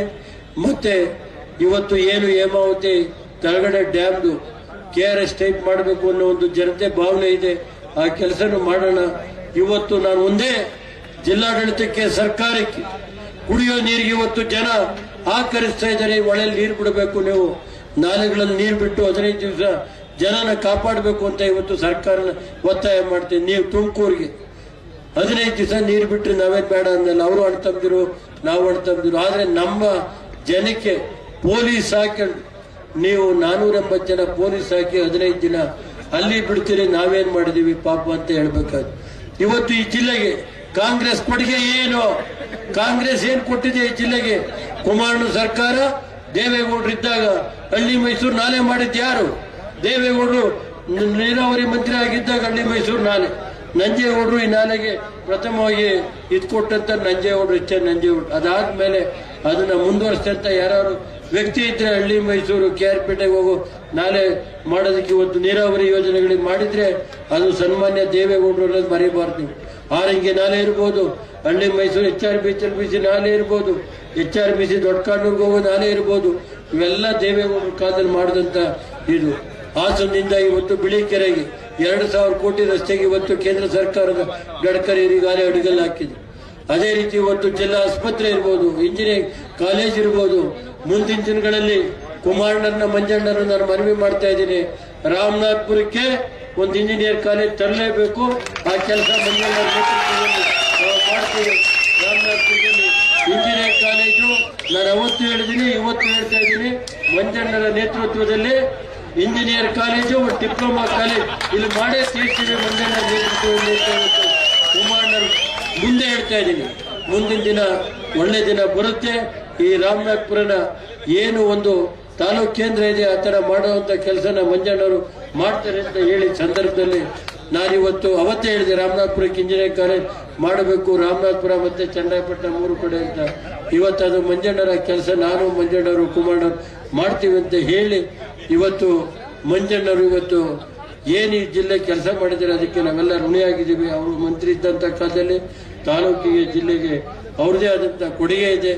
ಇವತ್ತು ಅದಕ್ಕೆ ನಾನು ಹೊಂದಿಸಿ ಈ ವೇದಿಕೆಯಲ್ಲಿರುವ ಎಲ್ಲ ಮುಖಂಡರಿಗೆ ಹಿರಿಯರಿಗೆ ಹೊಂದಿಸಿ ಏನು 26ನೇ ತಾರೀಕು ಚುನಾವಣೆ ಇದೆ, ಪ್ರಜ್ವಲ್ ರೇವಣ್ಣನವರ ಗುರುತು 2 NDA ಅಭ್ಯರ್ಥಿ ಅವರಿಗೆ ಮತ ಕೊಡಬೇಕು ಅಂತ ಹೇಳಿ ಅರಕಲಗೂಡು ಕ್ಷೇತ್ರದಿಂದ ಕನಿಷ್ಠ 30,000 ಮತ ಅಂತರದಲ್ಲಿ ಕೊಡಬೇಕು ಅಂತ ಹೇಳಿ ಮನವಿ ಮಾಡಿ ಈ ವೇದಿಕೆಯಲ್ಲಿರುವ ಎಲ್ಲ ಮುಖಂಡರಿಗೆ, ಕುಮಾರಣ್ಣರಿಗೆ, ಮಂಜಣ್ಣರಿಗೆ ಮತ್ತು ಪತ್ರಿಕಾ ಸ್ನೇಹಿತರಿಗೆ ಹೊಂದಿಸಿ ನನ್ನ 2 ಮಾತನ್ನು ಮುಗಿಸ್ತೀನಿ. NDA ಅಭ್ಯರ್ಥಿಗೆ ಯಾಕೆ ಮತವನ್ನ ಚಲಾಯಿಸಬೇಕು, ಹಾಗೆ ಯಡಿಯೂರಪ್ಪನವರು ಕುಮಾರಸ್ವಾಮಿಯವರು ಮುಖ್ಯಮಂತ್ರಿ ಆದಂತಹ ಕಾಲಘಟ್ಟದಲ್ಲಿ ಯಾವ ರೀತಿ ರೈತರಿಗೆ ಅನುಕೂಲವಾಗದಂತಹ ಯೋಜನೆಗಳನ್ನ ತಂದ್ರು, ಅವರಿಗೆ ಅನುಕೂಲವನ್ನು ಮಾಡಿಕೊಟ್ರು. ಆ ನಿಟ್ಟಿನಲ್ಲಿ NDA ಅಭ್ಯರ್ಥಿಗೆ ನೀವು ಮತವನ್ನ ಚಲಾಯಿಸಿ ಮತ್ತೊಮ್ಮೆ NDA ಮೈತ್ರಿಕೂಟದ ಸರ್ಕಾರವನ್ನ ತರಬೇಕು ಅನ್ನೋ ಮಾತುಗಳನ್ನಾಡುವಂತ ನಮ್ಮ ನಿಮ್ಮೆಲ್ಲರ ಪ್ರೀತಿಯ ರೇವಣ್ಣ ಸಾಹೇಬರಿಗೆ ಧನ್ಯವಾದಗಳನ್ನು ಅರ್ಪಿಸ್ತಾ ಈ ಕ್ಷೇತ್ರದ ಜನಪ್ರಿಯ ಶಾಸಕರು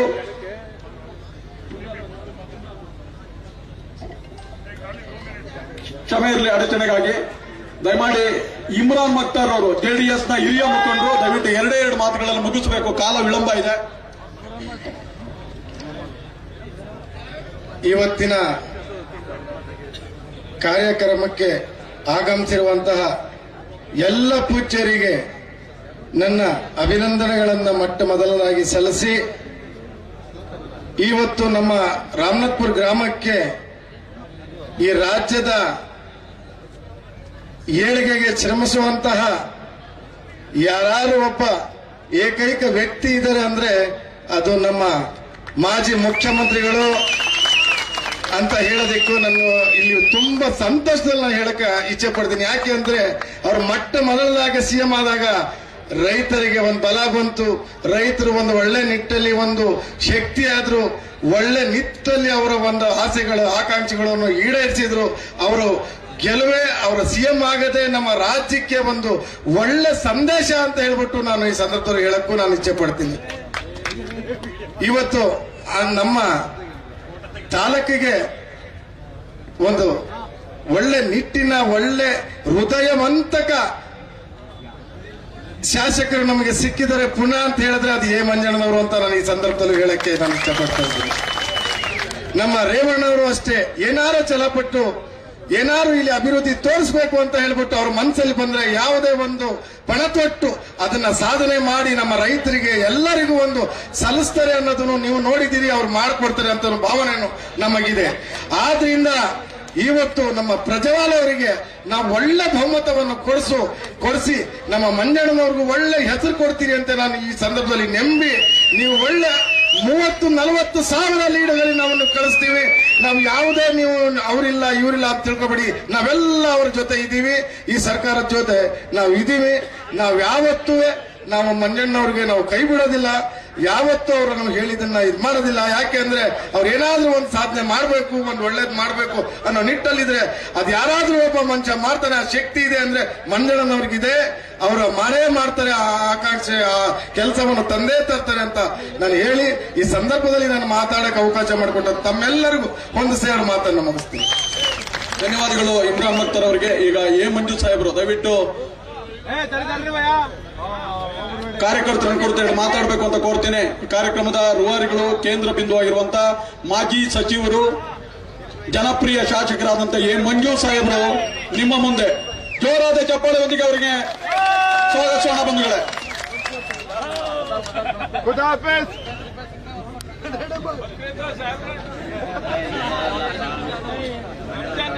बोलो भारत माता की. ಮೊದಲನೇದಾಗಿ ಉರು ಬಿಸಿಲಿನಲ್ಲಿ ನಮ್ಮ ಪಕ್ಷದ ಸಿಪಾಯಿಗಳು ತಾವೆಲ್ಲ ಕಾರ್ಯಕ್ರಮ ಬಂದು ಯಶಸ್ವಿಯಾಗಿ ಮಾಡಿಕೊಟ್ಟಿದ್ದೀನಿ. ಮೊದಲು ನಿಮಗೆ ನಾನು ನಮ್ಮ ಪಕ್ಷ ತಮಗೆ ಗೌರವವನ್ನು ಈ ಸಂದರ್ಭದಲ್ಲಿ ಅರ್ಪಿಸ್ತೇನೆ. ವೇದಿಕೆ ಮೇಲೆ ಹಾಜರಾಗಿರ್ತಕ್ಕಂಥ ಮಾಜಿ ಮುಖ್ಯಮಂತ್ರಿಗಳು, ಕರ್ನಾಟಕದ ನಾಯಕರು, ಮುಂದಿನ ಕೇಂದ್ರದ ಸಚಿವರು ಆಗಿರ್ತಕ್ಕಂಥ ಕುಮಾರಸ್ವಾಮಿ ಅವರೇ, ಆತ್ಮೀಯರು, ಅಧಿಕಾರರ ಕೆಲಸಗಾರರಲ್ಲಿ ಅತಿ ಹೆಚ್ಚು ಕೆಲಸವನ್ನ ಮಾಡ್ತಕ್ಕಂಥ ಶಕ್ತಿ ಹೊಂದಿ ಕೇವಲ ಆತ್ಮ ಮಾತ್ರ ಒಳನರಸೀಪುರಕ್ಕೆ ಮಾಡ್ಕೊಂಡಿದ್ದಂತ ರೇವಣ್ಣವರವರೇ ಈಗ ಬದಲಾವಣೆ ಆಗಿದ್ದಾರೆ. ಹೇಳ್ತೀನಿ ಆಮೇಲೆ. ನಾನು ಅವರು ಇಬ್ರು ಒಂದಾಗಿದ್ದೀವಿ ಈಗ, ಅದನ್ನ ಹೇಳ್ತೀನಿ. ಪಕ್ಷದ ಅಧ್ಯಕ್ಷರಾದಂತ ಸತೀಶ್ ಅವರೇ, ವೇದಿಕೆ ಮೇಲೆ ಆಸೀನರಾಗಿರ್ತಕ್ಕಂಥ ಗೌರವಾನ್ವಿತ ಎಲ್ಲ ತಾಲೂಕ್ ಪಂಚಾಯತಿ, ಜಿಲ್ಲಾ ಪಂಚಾಯತಿಯ ಗೌರವಾನ್ವಿತ ಮಾಜಿ ಸದಸ್ಯರುಗಳೇ, ಬಿಜೆಪಿಯ ಎಲ್ಲ ಮುಖಂಡರುಗಳೇ, ಎಲ್ಲ ಗ್ರಾಮ ಪಂಚಾಯತಿಯ ಅಧ್ಯಕ್ಷ, ಮಾಜಿ ಅಧ್ಯಕ್ಷಗಳೇ, ಗೌರವಾನ್ವಿತ ಸದಸ್ಯರುಗಳೇ, ಪತ್ರಿಕಾ ಮಿತ್ರರೇ, ಸಾರ್ವಜನಿಕ ಬಂಧುಗಳೇ, ಪಕ್ಷದ ಏಳಿಗೆಗಾಗಿ ಶಂಸಕ್ಕೆ ಬಂದಿರತಕ್ಕಂಥ ನನ್ನೆಲ್ಲ ಮತದಾರ ದೇವರುಗಳೇ, ಇವತ್ತು ಒಂದು ಐತಿಹಾಸಿಕ ಸಭೆ. ಇವತ್ತು ಯಾರು ಕೂಡ ಇಷ್ಟು ಜನಸಂಖ್ಯೆಯಲ್ಲಿ ಸೇರ್ತಾರೆ, ಮಾಡ್ತಾರೆ ಅಂತೇಳಿ ರೇವಣ್ಣವ್ರು ಹೇಳ್ತಾ ಇದ್ರು. ನಾವು ರಾಮನಾಥಪುರದಲ್ಲಿ ಮಾಡಲ್ಲ ಅಂದ್ರೆ ಅರ್ಥ ರಾಮನಾಥಪುರದಲ್ಲಿ ಮಾಡಿದ್ರೆ ಹೆಂಗಾಗ್ತದೆ ಏನು ಅಂತೇಳಿ. ಯಾಕಂದ್ರೆ ರಾಮನಾಥಪುರ ಅಂತಕ್ಕಂಥದ್ದು ದಕ್ಷಿಣ ಕಾಶಿ. ಇದು ಸುಮಾರು ಹಲವಾರು ದೇವಸ್ಥಾನಗಳು ಹೊಂದಿರತಕ್ಕಂಥ ಕಾವೇರಿ ನದಿಯ ತೀರದಲ್ಲಿ ಇರ್ತಕ್ಕಂಥ ನನ್ನ ಹೋಬಳಿ ಇದು. ಬಹುಶಃ ನನಗೆ ಭಾರಿ ಸಂತೋಷ ಆಗ್ತದೆ. ನನ್ನ ಗೌರವನ ಹೆಚ್ಚಿದ್ದೀನಿ, ಪಕ್ಷದ ಒಂದು ಇನ್ನ ಮೇಲಕ್ಕೆ ಕೊಂಡೊಯ್ದಿದ್ದೀನಿ. ಅದಕ್ಕೆ ನಾನು ಇದಕ್ಕೆ ದುಡಿದಂತ ನಮ್ಮ ಪಕ್ಷದ ಎಲ್ಲಾ ಮುಖಂಡರುಗಳಿಗೆ, ಹಳ್ಳಿ ಮೈಸೂರು ಇರ್ಬೋದು, ದೊಡ್ಡಮಕ್ಕಿ ಇರ್ಬೋದು, ಕಸ್ಬಾ ಇರ್ಬೋದು, ಮಲ್ಲಿಪಟ್ನ ಇರ್ಬೋದು, ಕೊರನೂರು ಇರ್ಬೋದು, ರಾಮನಾಥಪುರ ಇರ್ಬೋದು, ಎಲ್ಲಾ ಕಾರ್ಯಕರ್ತರುಗಳು ಭಾರಿ ಇವತ್ತು ಕುಮಾರಸ್ವಾಮಿ ಅವರನ್ನು ನೋಡಲೇಬೇಕು ಅಂತ ಹೇಳಿ ಒಂದು ಬಂದಿದ್ದೀರಿ. ಅದಕ್ಕೆ ನಾನು ತಮ್ಗೆಲ್ಲರಿಗೂ ಕೂಡ ಆಭಾರಿಯಾಗಿರ್ತೇನೆ. ಇವತ್ತು ನಮ್ಮ ಎನ್ಡಿ ಅಭ್ಯರ್ಥಿ ಈಗಾಗಲೇ ಅವ್ರಿಗೆ ಬೇರೆ ತಾಲೂಕಿನಲ್ಲಿ ಇರ್ತಕ್ಕಂಥ ಸಾಮ್ಯ ಇರ್ತಕ್ಕಂಥದಕ್ಕೆ ಮೊದಲು ಮಾತಾಡ್ಬೋದು. ಬಹುಶಃ ನೋಡಿ ಎಂತ ವಿಪರ್ಯಾಸ. ನಾನು ಅವರು ಒಂದಾಯ್ತಾರೆ ಅಂತ ನೀವು ಯಾರು ಕಲ್ತ್ಕೊಂಡಿರ್ಲಿಲ್ಲ. ಇವತ್ತು ದೊಡ್ಡವರ ಒಂದು ಕರೆದು ಅವರ ಆರೋಗ್ಯ ಸ್ಥಿತಿಯನ್ನು ವಿಚಾರಿಸಕ್ಕೆ ಹೋದಾಗ ನನಗೆ ಮಾತಾಡಿ ಅದಾದ್ಮೇಲೆ ಕುಮಾರಸ್ವಾಮಿ ಅವ್ರಿಗೆ ಅವ್ರು ಹೇಳಿ, ನಾನು ಚುನಾವಣೆ ಸಂದರ್ಭದಲ್ಲಿ ಹೇಳಿದ್ದೆ, ಕುಮಾರಸ್ವಾಮಿ ಅವರು ನಾನು ಊರಿಗೆ ಬರ್ತಾ ಇದ್ದೆ, ಬರೋದಕ್ಕಿಂತ ಮುಂಚೆನೇ ಅವರೇ ಅನೌನ್ಸ್ ಮಾಡ್ಬಿಟ್ಟಿದ್ರು ನನಗೆ ಪಾಪ ಟಿಕೆಟ್ನ. ಅದಕ್ಕೆ ನಿಜವಾಗ್ಲೂ ಕೂಡ ಗೌಡ್ರಿಗೆ ಮತ್ತು ಕುಮಾರಸ್ವಾಮಿ ಅವರಿಗೆ ಧನ್ಯವಾದಗಳು. ಬಹುಶಃ ನೀವೆಲ್ಲ ಏನ್ ತಿಳ್ಕೊಂಡ್ಬಿಟ್ಟಿದ್ರೆ ಅಂದ್ರೆ ಏನೋ ಮೊದಲು ಮಾತಾಡ್ಕೊಂಡ್ಬಿಟ್ಟವ್ರೆ ಅಂತ. ದೇವರಾಣೆ ಇಲ್ಲ. ಅವರ ಆರೋಗ್ಯ ವಿಚಾರಿಸಕ್ಕೆ ಹೋದಾಗ ಕೊನೆಯ ಕಾಲದಲ್ಲಿ ನನ್ನ ಇದರಲ್ಲಿ ನೀವೆಲ್ಲ ಒಟ್ಟಾಗಿ ಹೋಗ್ಬೇಕು ಅಂತ ಏನು ಹೇಳಿದ್ರು, ಅದ್ರ ಮೇಲೆ ನಾವೆಲ್ಲ ಒಂದಾಗಿ ರೇವಣ್ಣವರು, ಕುಮಾರಸ್ವಾಮಿ ಅವರು ಎಲ್ಲರೂ ಒಟ್ಟಿಗೆ ಹೋಗುವಂತ ಒಂದು ಅವಕಾಶ ಸಿಕ್ತು. ಇನ್ಮೇಲಾದ್ರೂ ನಮ್ಮ ತಾಲೂಕಿನ ಅಭಿವೃದ್ಧಿಗೆ ರೇವಣ್ಣವರೇ, ನಾವು ಹೆಂಗೋ ಇವ್ರನ್ನ ಕುಮಾರಸ್ವಾಮಿ ಹಿಡ್ಕೊಂಡು ಮಾಡ್ಕೋತೀವಿ, ನೀವು ಸುಮ್ಮನೆ ಬಿಟ್ರು ಸಾಕಪ್ಪ. ಅಂದ್ರೆ ರೇವಣ್ಣವ್ರು ಹೆಂಗೆ ಅಂದ್ರೆ ಏನಾದ್ರೂ ನಾವು ಹೊಳೆನರಸೀಪುರಕ್ಕೆ ಆಗ್ಬೇಕು ಅಥವಾ ಹಾಸನ ಹೆಡ್ ಕ್ವಾರ್ಟರ್ಸ್ಗೆ ಆಗ್ಬೇಕು ಅಂತ ಹೇಳಿ. ಈಗ ಹೇಳಿದ್ರು ಇಂಜಿನಿಯರಿಂಗ್ ಕಾಲೇಜು ಅದು ಇದು ಅಂತ ಹೇಳಿ. ಹೊಳೆನರಸೀಪುರಕ್ಕೆ boys diploma college, girls diploma college, ಆ ಕ್ಷೇತ್ರಕ್ಕೆ ಇನ್ನು ಇಂಜಿನಿಯರಿಂಗ್ ಕಾಲೇಜು. ಅವಾಗ ನಮ್ ಕಣ್ ಕಾಣ್ತಿಲ್ವಾ? ಕುಮಾರಸ್ವಾಮಿ ಅವ್ರ ಮೇಲೆ ಹೇಳ್ಬೇಡಿ ನೀವು ದಯಮಾಡಿ. ನೀವು ನಿಮ್ಮ ಕ್ಷೇತ್ರಕ್ಕೆ ಆಗ್ಬೇಕು ಅಂತ ಮಾಡಿದ್ರಿ, ತಪ್ಪು ಅಂತ ನಾನು ಹೇಳೋದಿಲ್ಲ. ಅದನ್ನ ಅದು ಸ್ವಾಭಾವಿಕ, ಮಾಡ್ಬೇಕು, ತಪ್ಪು ಅಂತ ಹೇಳೋದಿಲ್ಲ. ಈಗ ಬೇರೆ ಹೇಳಿದಿರಿ ಏನ, ಆಮೇಲೆ ನೀವು ನೋಡಿಲಿ, ನೀವು ಸುಳ್ಳು ಹೇಳಿದನ್ನ ಹೈ ಲೆವೆಲ್ ಚಾನಲ್ ಮಾಡಿದ್ದು ಎಚ್ ಎನ್ ನಂಜೇಗೌಡರು ಅನ್ನೋದು ಮರಿಬೇಡಿ. ಆಮೇಲೆ ಅದನ್ನು ಅಭಿವೃದ್ಧಿ ಪಡಿಸಿದ್ದು ದೊಡ್ಡಗೌಡರು ಅಂತಕ್ಕಂಥದ್ದನ್ನ ನಾನು ಹೇಳ್ತೀನಿ. ಅದರಲ್ಲಿ ಎರಡನೇ ಪ್ರಶ್ನೆ ಇಲ್ಲ. ಈಗ ಯಾರೇ ಇರ್ಲಿ, ಸರ್ಕಾರ ದುಡ್ಡೇ ರೇವಣ್ಣದ್ದು ಮಾಡ್ಸೋದು, ನಾವು ಮಾಡ್ಸೋದು. ಆಮೇಲೆ ಆ ರೇವಣ್ಣವ್ರಿಗೆ ಒಂದು ಸ್ಪೆಷಲ್ ಕ್ವಾಲಿಟಿ ಇದೆ. ನಾನು ಹೋದ್ರೆ ಯಾರು ಕೇಳಲ್ಲ. ರೇವಣ್ಣವ್ರು ಅಂದ್ರೆ ಗೌಡ್ರ ಮಗ ಬಂದು ಬಿಡ್ಲು ಅದೇನ್ ಕೊಡಪ್ಪ ಅಂತ ಸೈನ್ ಹಾಕೊಟ್ಬಿಡ್ತಾರೆ, ನಮ್ಗೆ ಹಾಕೊಡಲ್ಲ. ಅದೇ ಶಕ್ತಿ ನಿಮಗೆ. ಈಗ ನಮಗೆ ಶಕ್ತಿ ಇರೋದು ಯಾರು ಅಂದ್ರೆ ಕುಮಾರಣ್ಣವರು ಇದ್ದಾರೆ, ಜೊತೆಗೆ ಬಹುಶಃ ಇನ್ನ ಮುಂದಿನ ದಿನಗಳಲ್ಲಿ ನಮ್ಮ ತಾಲೂಕಿಗೆ ಅವ್ರು ಹೇಳಿದಾಗ ಇಬ್ರು ಜೊತೆ ಸೇರಿಸಿ ಇಂಜಿನಿಯರಿಂಗ್ ಕಾಲೇಜು ಅಥವಾ ಡಿಪ್ಲೊಮಾ ಕಾಲೇಜ್ ಮಾಡ್ತಕ್ಕಂಥದ್ದನ್ನ ನಾವು ಮಾಡೇ ಮಾಡ್ತೀವಿ ಅಂತಕ್ಕಂಥದ್ದನ್ನ ಈ ಸಂದರ್ಭದಲ್ಲಿ ನಾವು ಉಳಿದಿರ್ತಕ್ಕಂಥದ್ದು. ಆಮೇಲೆ ಬಹುಶಃ ಇಲ್ಲಿ ರಸ್ತೆ ಪಿರಿಯಾಪಟ್ಟಣದಿಂದ ಹಿಡಿದು ಆನೆಚೌಕದಿಂದ ಹಿಡಿದು ಬೇಲೂರು ಕಡೆ ಹೋಗ್ತಕ್ಕಂಥ ರಸ್ತೆ 5 ವರ್ಷದಲ್ಲಿ ನಾನು ಮಂತ್ರಿ ಆಗಿದ್ದಾಗ ಬರೀ 2 ವರ್ಷದಲ್ಲಿ ಮಾಡಿಸಿದೆ. ಈಗ ಒಂದು ಬಿಟ್ಟು ಮಾಗಡಿ ರೋಡಿನ ಇದು ಮಾಡಿಸ್ದೆ ಅಂತೇಳಿ, ಆ ಮಾಗಡಿ ರೋಡ್ ನಾನ್ ಮಾಡಿಸ್ದೆ ರೇವಣ್ಣವ್ರೆ, ನಾನು ಮಂತ್ರಿ ಆಗಿದ್ದಾಗ. ನೀವು ಅಲ್ಲ ಹೇಳ್ಬಾರ್ದು. ಆಮೇಲೆ ಜನ ಭಾರಿ ಬುದ್ಧಿವಂತರಿದ್ದಾರೆ. ಈಗ ಏನ್ ನಾವು ಸುಳ್ಳು ಹೇಳ್ತಾನೆ ಅಂತ ಓಟ್ ಹಾಕ್ಸ್ಕೋಬೇಕು, ನಾವು ಸುಳ್ಳು ಹೇಳ್ಬಾರ್ದು ಈಗ. ಸೊ ಅದರಿಂದ ಯಾರೇ ಮಾಡ್ಲಿ, ಎಂತದಾರ ಮಾಡ್ಲಿ, ಕೆಲಸ ಮಾಡೋದ್ರಲ್ಲಿ ಅವರು ನಿಸೀಮರು ಹೊಳೆನರಸೀಪುರಕ್ಕೆ ಮಾತ್ರ. ಈಗ ಇನ್ಮೇಲೆ ಬದಲಾವಣೆಯಾಗಿ ಅರ್ಕಲ್ಗೌಡ್ಗೂ ಪರವಾಗಿ ನಮ್ಮ ಜೊತೆ ನಿಂತ್ಕೋಬೇಕು. ನಾವೆಲ್ಲ ಕುಮಾರಸ್ವಾಮಿ ಅವರ ಕೈಯನ್ನ ಬಲಪಡಿಸಬೇಕು. ಅದಕ್ಕೆ ನೀವು ಇವತ್ತಿನಿಂದ ದಿನ ಇದು ಪಾರ್ಲಿಮೆಂಟ್ ಎಲೆಕ್ಷನ್, ಗ್ರಾಮ ಪಂಚಾಯತ್ ಎಲೆಕ್ಷನ್, MLA ಎಲೆಕ್ಷನ್ ಅಂತ ಅಲ್ಲ.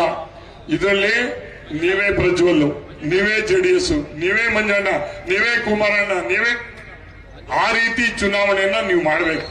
ಈಗ ಅದು ಮಾಡಿದಾಗ ಮಾತ್ರ ನಮಗೆ ಅತಿ ಹೆಚ್ಚಿನ ಮತಗಳನ್ನ ನಾವು ಪಡ್ಕೊಂಡು ನಮ್ಮ ಕ್ಷೇತ್ರದಲ್ಲಿ 25,000-30,000 ಮೇಲೆ ಮತವನ್ನ ಕೊಡ್ಸಕ್ಕಂಥ ಜವಾಬ್ದಾರಿ ನಿಮ್ದು, ನಮ್ದು ಅಂತಕ್ಕಂಥದ್ದನ್ನ ತಾವು ಯಾರು ಮರಿಬಾರ್ದು.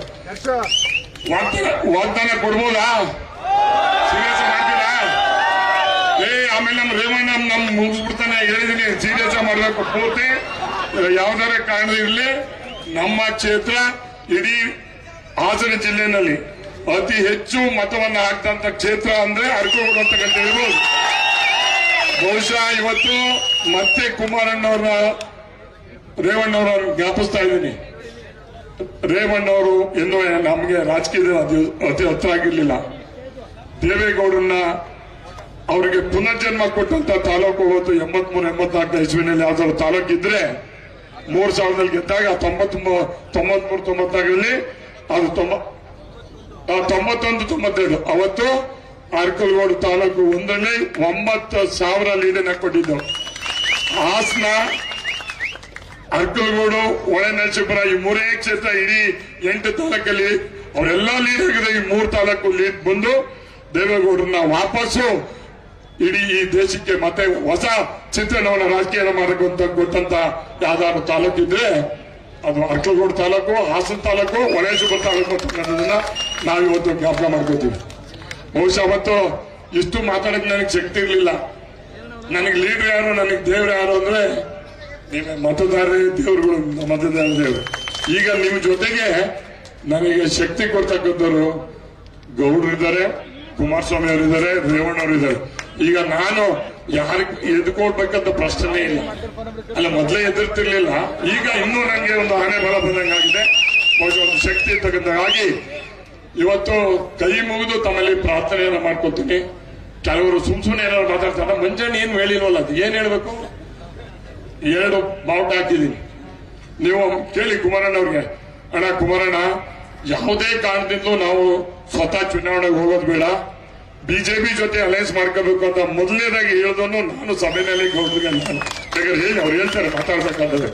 ಯಾಕೆ ಅಂದ್ರೆ ರೇವಣ್ಣವರು ನಾನು ಕುಮಾರಣ್ಣವರು ರಾಜಕೀಯದಲ್ಲಿರೋದು ಮುಖ್ಯ ಅಲ್ಲ, ನಮ್ಮನ್ನ ಸಾಕಿದಿರಲ್ಲ ನಿಮ್ಮನ್ನ ಸಾಕುವಂತ ಜವಾಬ್ದಾರಿ ಆಗ್ಬೇಕಾದ್ರೆ ನಾವೆಲ್ಲರೂ ಒಂದ್ ಕಡೆ ಒಂದು ಜೊತೆಲಿ ಯಾವ ಪಕ್ಷದ ಜೊತೆ ಹೋದ್ರೆ ಒಳ್ಳೇದು ಅಂತಕ್ಕಂಥದ್ದನ್ನ ತೀರ್ಮಾನ ಮಾಡಿ ಇವತ್ತು ಸೇರ್ಕೊಂಡಿದ್ವಿ. ಬಹುಶಃ ನನ್ನ ತಾಲೂಕಿನಲ್ಲಿ ಇಂಡಿಪೆಂಡೆಂಟ್, ಬಿಜೆಪಿ, ಕಾಂಗ್ರೆಸ್, ಜೆಡಿಎಸ್ ಎಲ್ಲಾ ಪಾರ್ಟಿಯಿಂದ ಓಟ್ ಹಾಕಿದ್ದೀರಪ್ಪ. ಈಗ ಮತ್ತೆ ಪಾರ್ಲಿಮೆಂಟ್ಗೆ ನಾನು 2 ಸತಿ ಗೌಡ್ರ ವಿರುದ್ಧ ಪ್ರಜ್ವಲ್ ವಿರುದ್ಧ ಚುನಾವಣೆ ಸೋತು ಕೋರ್ಟಲ್ಲಿ ಗೆದ್ದಿದ್ದೀನಿ. ಆದ್ರೆ ಈ ಸಲ ಹಂಗಾಗದ್ ಬೇಡ, ಎಲ್ಲರೂ ಕೂಡ ಒಮ್ಮತವಾಗಿ ಅವ್ರು ಓಟ್ ಹಾಕಿದೆ ನನಗೆ ಓಟ್ ಹಾಕಿದ್ರು ಅನ್ನೋ ರೀತಿಯಲ್ಲಿ ತಾವೆಲ್ಲರೂ ಮತವನ್ನು ಹಾಕಿ ಎಲ್ಲರೂ ಹೇಳ್ಬೇಕು, ಬಿಜೆಪಿ ಅವರು ನೀವೆಲ್ಲ ಒಟ್ಟಿಗೋಗ್ಬೇಕು. ಅವ್ರು ಒಂದು ಎತ್ತೊಂದು ಆ ಕಡೆ ಗೆಲ್ಲಿಯೋದು ಈ ಕಡೆ ಇದಲ್ಲ. ಇವತ್ತು ನರೇಂದ್ರ ಮೋದಿ ಅವ್ರನ್ನ ದೇಶದ ಮತ್ತೆ ಪ್ರಧಾನಮಂತ್ರಿಯಾಗಿ 3ನೇ ಬಾರಿಗೆ ಮಾಡಿ ಕೇಂದ್ರದ ಸಚಿವರಾಗಿ ನಾವು ಕುಮಾರಣ್ಣವ್ರನ್ನ ನೋಡ್ಬೇಕು. ಅದಾದ ಕೆಲವೇ ದಿನಗಳಲ್ಲಿ ಕರ್ನಾಟಕದ ರಾಜಕೀಯ ಇತಿಹಾಸ ಏನಾಗುತ್ತೆ ಅಂತಕ್ಕಂಥದನ್ನ ರಾತ್ರೆಲ್ಲ ಯೋಚನೆ ಮಾಡಿ. ಭಗವಂತ ಒಳ್ಳೇದು ಮಾಡಲಿ. ಧನ್ಯವಾದ, ನಮಸ್ಕಾರ. ಇಲ್ಲಿ ಗುರುತು ಭಾರಿ ಮುಖ್ಯ. NDA ಅಭ್ಯರ್ಥಿ ಗುರುತು ಅದನ್ನ ಕ್ರಮ ಸಂಖ್ಯೆ 2 ಇದು. ಅಲ್ಲಿ ಯಾರು ಗೊತ್ತಾಗ್ತದೆ ಆ ಫೋಟೋ ಇರ್ತದೆ ಪ್ರಜ್ವಲ್ ನಮ್ಮ ತರನೇ ದಾಡಿ ಕರೀತಾರೆ, ಆ ಫೋಟೋ ಮೂಲಕ ಹಾಕ್ಬೋದು. ನಮಸ್ಕಾರ, ಧನ್ಯವಾದಗಳು. ಧನ್ಯವಾದಗಳು. ಮಂಜು ಸಾಹೇಬರಿಗೆ ಏನು ಅಭಿವೃದ್ಧಿಯ ಬಗ್ಗೆ ಹಾಗೆ ಮುಂದಿನ NDA ಅಭ್ಯರ್ಥಿಯ ಬಗ್ಗೆ ಬಹಳ ಸರಳವಾಗಿ ವಿರಳವಾಗಿ ವಿಚಾರಗಳನ್ನು ತಿಳಿಸಿಕೊಟ್ಟಂತ ನಮ್ಮ ನಿಮ್ಮೆಲ್ಲರ ಜನಪ್ರಿಯ ಶಾಸಕರು ಮಾಜಿ ಸಚಿವರಾದಂತಹ ಮಂಜಣ್ಣ ಸಾಹೇಬರಿಗೆ ಧನ್ಯವಾದಗಳು. ನಿಮ್ಮ ನಿರೀಕ್ಷೆಯಂತೆ ನಿಮ್ಮ ಮುಂದೆ ಮಣ್ಣಿನ ಮಗ, ರಾಜ್ಯ ಕಂಡ ಶ್ರೇಷ್ಠ ಮುಖ್ಯಮಂತ್ರಿಗಳಲ್ಲೊಬ್ಬನಾದ ಕುಮಾರಣ್ಣ ಸಾಹೇಬರು ನಿಮ್ಮ ಮುಂದೆ ಜೋರಾದ ಚಪ್ಪಾಳೆಯೊಂದಿಗೆ ಅವರನ್ನ ವೇದಿಕೆಗೆ ಕರೆಯುವಂತ ಕೆಲಸವನ್ನು ಮಾಡೋಣ. ಹಲವಾರು 2 ಬಾರಿ ಮುಖ್ಯಮಂತ್ರಿಗಳಾಗಿ ಹಲವಾರು ಯೋಜನೆಗಳನ್ನ ಕರ್ನಾಟಕದ ಎಲ್ಲ ವರ್ಗದ ಎಲ್ಲ ಸಮುದಾಯದ ಜನತೆಗೆ ಹಲವಾರು ಜನಪರ ಯೋಜನೆಗಳನ್ನು ಕೊಟ್ಟಂತ ಶ್ರೇಷ್ಠ ಮುಖ್ಯಮಂತ್ರಿಗಳಾದ ಒಬ್ಬರಾದಂತ ಕುಮಾರಣ್ಣ ನಿಮ್ಮ ಮುಂದೆ ದಯಮಾಡಿ ಜೋರಾದ ಚಪ್ಪಾಳೆಯೊಂದಿಗೆ ಕುಮಾರಣ್ಣವರನ್ನ ವೇದಿಕೆಗೆ बोलो भारत माता की, HD कुमारस्वामी की.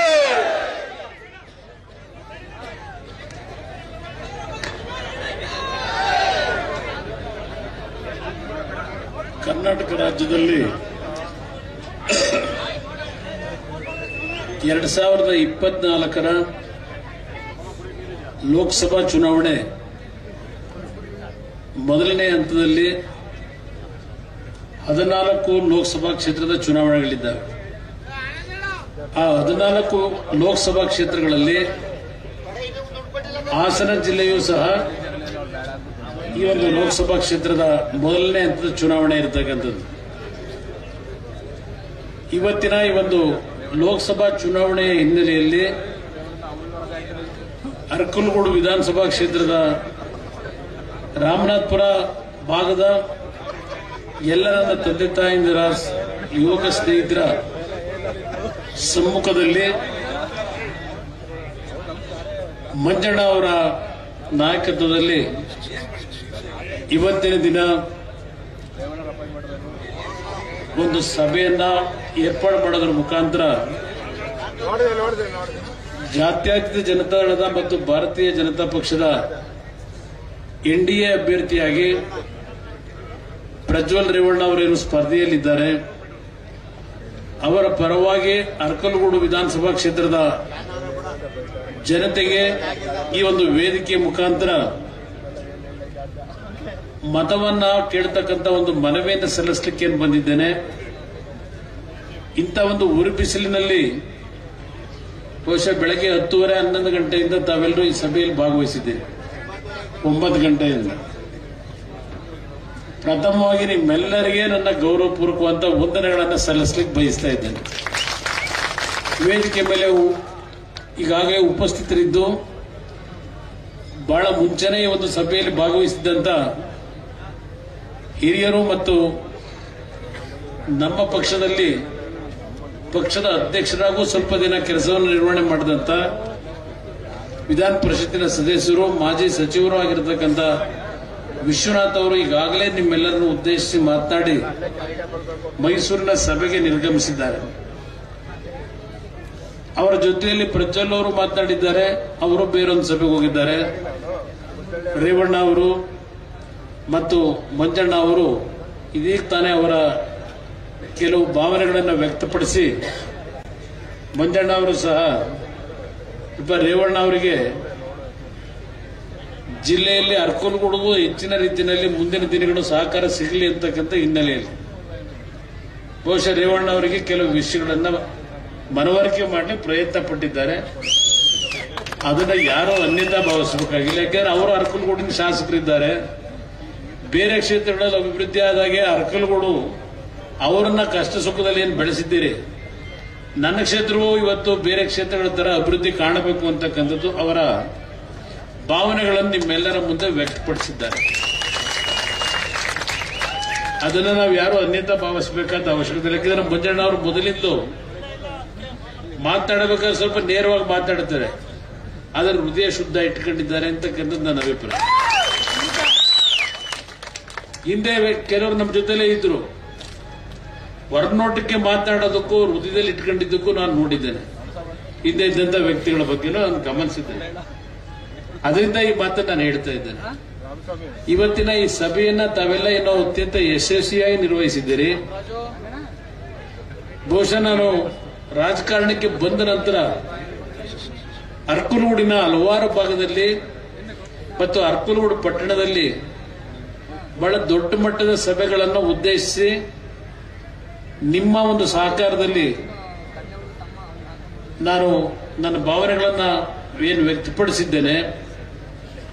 ಈ ತಾಲೂಕಿನ ಜನತೆ ಸನ್ಮಾನ್ಯ ದೇವೇಗೌಡರ ಒಂದು ನಾಯಕತ್ವದಲ್ಲಿ ನಂಬಿಕೆಯನ್ನು ತಾವಿಟ್ಟು ದೇವೇಗೌಡರ ಒಂದು ರಾಜಕಾರಣದ ಏಳು ಬೀಳುಗಳಲ್ಲಿ ಕಷ್ಟ ಸುಖದಲ್ಲಿ ದೇವೇಗೌಡರನ್ನ ಬೆಳೆಸಿರ್ತಕ್ಕಂಥ ಪುಣ್ಯಾತ್ಮರು ನೀವೆಲ್ಲರೂ. ನಾವೆಲ್ಲ ಸಣ್ಣ ಮಕ್ಕಳು, ನಾವು ಇನ್ನೂ ರಾಜಕಾರಣಕ್ಕೂ ಬಂದಿರಲಿಲ್ಲ. ಅಂತ ದಿನಗಳಿಂದಲೂ ದೇವೇಗೌಡರ ಪರವಾಗಿ ಧ್ವನಿ ಎತ್ತಿ ಕೆಲಸ ನಿರ್ವಹಣೆ ಮಾಡಿರ್ತಕ್ಕಂಥದ್ದು. ಇವತ್ತು ಕರ್ನಾಟಕ ರಾಜ್ಯದಲ್ಲಿ ನೀರಾವರಿಗೆ ಸಂಬಂಧಪಟ್ಟಾಗೆ ಪ್ರಮುಖವಾಗಿ ನಮ್ಮ ಹೇಮಾವತಿ ಜಲಾಶಯ ಭಾಗದ ಕಾರ್ಯಕ್ರಮಗಳು, ಯೋಜನೆಗಳು ಇವತ್ತೇನಾದ್ರೂ ನಡೆದಿದ್ರೆ ಮಂಜಣ್ಣ ಅವರಿಗೆ ನಂಜೇಗೌಡರನ್ನ ನೆನೆಸ್ಕೋತಾ ಇದ್ರು. ಎಚ್ ಎನ್ ನಂಜೇಗೌಡರು ಇರ್ಬೋದು, ಸನ್ಮಾನ್ಯ ದೇವೇಗೌಡರು ಅವರಿಬ್ಬರ ನೀರಾವರಿಯ ವಿಷಯದಲ್ಲಿ ಚರ್ಚೆಗಳು, ಅವರ ಹೋರಾಟಗಳನ್ನು ನಾವು ಚಿಕ್ಕ ಮಕ್ಕಳಿಂದ ಗಮನಿಸಿದ್ದೇವೆ. ದೇವೇಗೌಡರು 1962ರಲ್ಲಿ ಪ್ರಥಮವಾಗಿ ಶಾಸಕರಾಗಿ ಹೊಳೆನರಸೀಪುರದಲ್ಲಿ ಆಯ್ಕೆಯಾದ ನಂತರ ಅವರಿಗೆ ಕೇವಲ 26-27 ವರ್ಷಗಳು. ಒಂದು ಹಳ್ಳಿಯ ಸಾಮಾನ್ಯ ಕುಟುಂಬದಿಂದ ಬಂದಂತವರು. ಆದರೆ ಕಾವೇರಿ ನೀರಿನ ವಿಷಯದಲ್ಲಿ ಏನು ಸಮಸ್ಯೆಗಳಿತ್ತು, ವಿಧಾನಸಭೆಯಲ್ಲಿ ಅವತ್ತಿನ ದಿನಗಳಲ್ಲಿ ದೇವೇಗೌಡರು ಒಂದು ಖಾಸಗಿ ನಿರ್ಣಯವನ್ನು ಮಂಡನೆ ಮಾಡಿ, ಯಾವೊಂದು ವೀರೇಂದ್ರ ಪಾಟೀಲ್ ಮುಖ್ಯಮಂತ್ರಿಗಳಿದ್ರು, ಆ ಒಂದು ಸನ್ನಿವೇಶದಲ್ಲಿ ನಮ್ಮ ಭಾಗದ ಬರಗಾಲವನ್ನ ನಾವು ಕಾಣ್ತಾ ಇದ್ವು. ಹೇಮಾವತಿ ಮತ್ತು ಆರಂಗಿ ಜಲಾಶಯಗಳ ನಿರ್ಮಾಣ ಆಗಬೇಕು ಅಂತೇಳಿ ಅವರ ಧ್ವನಿ ಏನಿದೆ, ದೇವರಾಜ ಅರಸು ಅವರ ಸಂಪುಟದಲ್ಲಿ ನಂಜೇಗೌಡರು ಕೆಲವು ದಿನ ನೀರಾವರಿ ಸಚಿವರಾಗೂ ಕೆಲಸ ಮಾಡಿದ್ದಾರೆ. ಆ ಸಂದರ್ಭದಲ್ಲಿ ದೇವೇಗೌಡರ ಹೋರಾಟಕ್ಕೆ ಧ್ವನಿಗೂಡಿಸಿರ್ತಕ್ಕಂಥವ್ರು ನಂಜೇಗೌಡರು ಅಂತಕ್ಕಂಥದ್ದನ್ನು ನಾನು ಸ್ಮರಿಸ್ಕೊಳ್ಳಿಕ್ಕೆ ಬಯಸ್ತಾ ಇದ್ದೇನೆ. ಈ ಸಭೆಯಲ್ಲಿ ಹಲವಾರು ರೀತಿಯ ಅಭಿವೃದ್ಧಿಗಳನ್ನ ನೀವು ಕಂಡಿದ್ದೀರಿ. ಅದೆಲ್ಲದರ ಬಗ್ಗೆ ನಾನೀಗ ಸುದೀರ್ಘವಾಗಿ ಹೇಳಲಿಕ್ಕೆ ಹೋಗೋದಿಲ್ಲ. ಆದರೆ ಇವತ್ತು ನಾನು ಹಾಸನದ ನನ್ನ ತಂದೆ ತಾಯಂದರಿಗೆ ಈ ವೇದಿಕೆ ಮುಖಾಂತರ ಮನವಿ ಮಾಡಲಿಕ್ಕೆ ಏನು ಬಂದಿದ್ದೇನೆ, ಒಂದು ವಿಷಯವನ್ನ ನಿಮ್ಮ ಗಮನಕ್ಕೆ ನಾನು ತರಲಿಕ್ಕೆ ಬಯಸ್ತೇನೆ. ಪ್ರಜ್ವಲ್ ಅವರು ಮಾತನಾಡಬೇಕಾದ್ರೆ ಒಂದು ಮಾತು ಹೇಳಿದ್ರು, ನಾನು ಅವ್ರನ್ನ ಈ ಸಂದರ್ಭದಲ್ಲಿ ಅವರು ಹೇಳಿದಂತ ಮಾತಿಗೆ ನಾನು ದೂರಗೊಳಿಸ್ತಾ ಇದ್ದೇನೆ. ಹಾಸನ ಜಿಲ್ಲೆಯ ಜನತೆ ದೇವೇಗೌಡರ ಕುಟುಂಬದಲ್ಲಿ ಇರ್ತಕ್ಕಂಥ ರೇವಣ್ಣ ಅವರಿರ್ಬೋದು, ನಾನಿರ್ಬೋದು, ನಾನಿಲ್ಲಿ ನೇರವಾಗಿ ಯಾವುದೇ ಚುನಾವಣೆಗಳು ಸ್ಪರ್ಧೆ ಮಾಡದೇ ಇದ್ರು ಈ ಒಂದು ಮಣ್ಣಿನಲ್ಲಿ ನಾನೇನು ಜನಿಸಿದ್ದೇನೆ, ಹಾಸನ ಜಿಲ್ಲೆಯ ಮಣ್ಣಿನಲ್ಲಿ. ಇದು ನನ್ನ ಜನ್ಮದ ಭೂಮಿ. ನನಗೆ ರಾಜಕೀಯವಾಗಿ ನಾನು ಬೆಂಗಳೂರಿನ ಸಮೀಪದಲ್ಲಿರ್ತಕ್ಕಂಥ ರಾಮನಗರ ಜಿಲ್ಲೆ ರಾಜಕೀಯವಾಗಿ ಜನ್ಮ ಕೊಟ್ಟಿದ್ದಾರೆ ನನಗೆ. ನಂತರ ಮಂಡ್ಯ ಜನತೆಯೂ ಸಹ ಪ್ರೀತಿ ವಿಶ್ವಾಸದಿಂದ ನಮಗೇನು ಶಕ್ತಿ ತುಂಬಿದ್ದಾರೆ. ನೀವು ಬೆಳೆಸಿರ್ತಕ್ಕಂಥ ನಿಮ್ಮ ಮನೆಯ ಮಕ್ಕಳು ಅಂತಕ್ಕಂಥದ್ದು ನನ್ನ ಹೃದಯದಲ್ಲಿ ನಾನು ಇಟ್ಕೊಂಡಿರ್ತಕ್ಕಂಥದ್ದು. ನಾನು ಮೊನ್ನೆ ಹಾಸನದ ಕಾರ್ಯಕರ್ತರ ಸಭೆಯಲ್ಲಿ ಮನವಿ ಮಾಡಿದ್ದೇನೆ, ನೀವು ಬೆಳೆಸಿರ್ತಕ್ಕಂಥ ನಿಮ್ಮ ಮಕ್ಕಳು, ನಿಮ್ಮ ಕುಟುಂಬದಲ್ಲಿ ನೀವು ಜನನ ಕೊಟ್ಟಂತ ಮಕ್ಕಳು ತಪ್ಪು ದಾರಿಗೆ ಹೋದಾಗ ಕ್ಷಮಿಸಿ ಅವ್ರನ್ನ ತಿದ್ದತಕ್ಕಂಥದ್ದು ನೀವೇನ್ ಮಾಡ್ತೀರಿ. ಅದೇ ರೀತಿ ನಮ್ಮನ್ನ ರಾಜಕೀಯದಲ್ಲಿ ಬೆಳೆಸಿರ್ತಕ್ಕಂಥ ಈ ಒಂದು ಜಿಲ್ಲೆಯ ಜನತೆ ಕೆಲವು ಅಪಪ್ರಚಾರಗಳು, ಕೆಲವು ತಪ್ಪುಗಳು ಆಗಿರ್ತಕ್ಕಂಥದ್ದನ್ನ ತಿದ್ಕೊಳ್ತಕ್ಕಂಥ ಒಂದು ಅವಕಾಶವನ್ನ ಈ ಜಿಲ್ಲೆಯ ಜನತೆ ನೀಡಬೇಕು ಅಂತಕ್ಕಂಥ ಒಂದು ಮನವಿಯನ್ನ ನಾನು ಸಲ್ಲಿಸಿ ಹೋಗಿದ್ದೇನೆ ಹಾಸನದ ಕಾರ್ಯಕ್ರಮದಲ್ಲಿ. ಆದ್ರೆ ಒಂದು ಮಾತನ್ನ ಹೇಳ್ತೇನೆ, ಜಿಲ್ಲೆಯ ಜನತೆಗೆ ನಮ್ಮ ಕುಟುಂಬದಿಂದ ದ್ರೋಹ ಆಗಿಲ್ಲ, ಜಿಲ್ಲೆಗಷ್ಟೇ ಅಲ್ಲ ಇಡೀ ರಾಜ್ಯದ ಜನತೆಗೆ ದ್ರೋಹ ಆಗಿಲ್ಲ ಅಂತಕ್ಕಂಥದ್ದನ್ನ ಬಹಳ ಸ್ಪಷ್ಟವಾಗಿ ಹೇಳ್ತಾ ಇದ್ದೇನೆ. ನಮ್ಮ ಮಂಜಣ್ಣ ಅವರ ಒಂದು ವಿಷಯವನ್ನ ನೆನಪಿಸ್ಕೊಂಡ್ರಿ. 1989 ದೇವೇಗೌಡರು 2 ಕಡೆ ಚುನಾವಣೆ ನಿಂತು, ಹೊಳೆನರಸೀಪುರ ಮತ್ತು ಕನಕಪುರ ವಿಧಾನಸಭಾ ಕ್ಷೇತ್ರ ಚುನಾವಣೆಯಲ್ಲಿ ಸೋತಂತ ದಿನಗಳು. ನಂತರ 91ರಲ್ಲಿ ನಡೆದಂತಹ ಲೋಕಸಭೆ ಚುನಾವಣೆಯಲ್ಲಿ ಹಲವಾರು ರೀತಿಯ ಒಂದು ದೊಡ್ಡ ಮಟ್ಟದ ಚುನಾವಣೆ ಅದು. ದೇವೇಗೌಡರ ಹತ್ರ ಹಣ ಇಲ್ಲ, ಎಲ್ಲ ಕಡೆ ಸೋತಿದ್ದಾರೆ.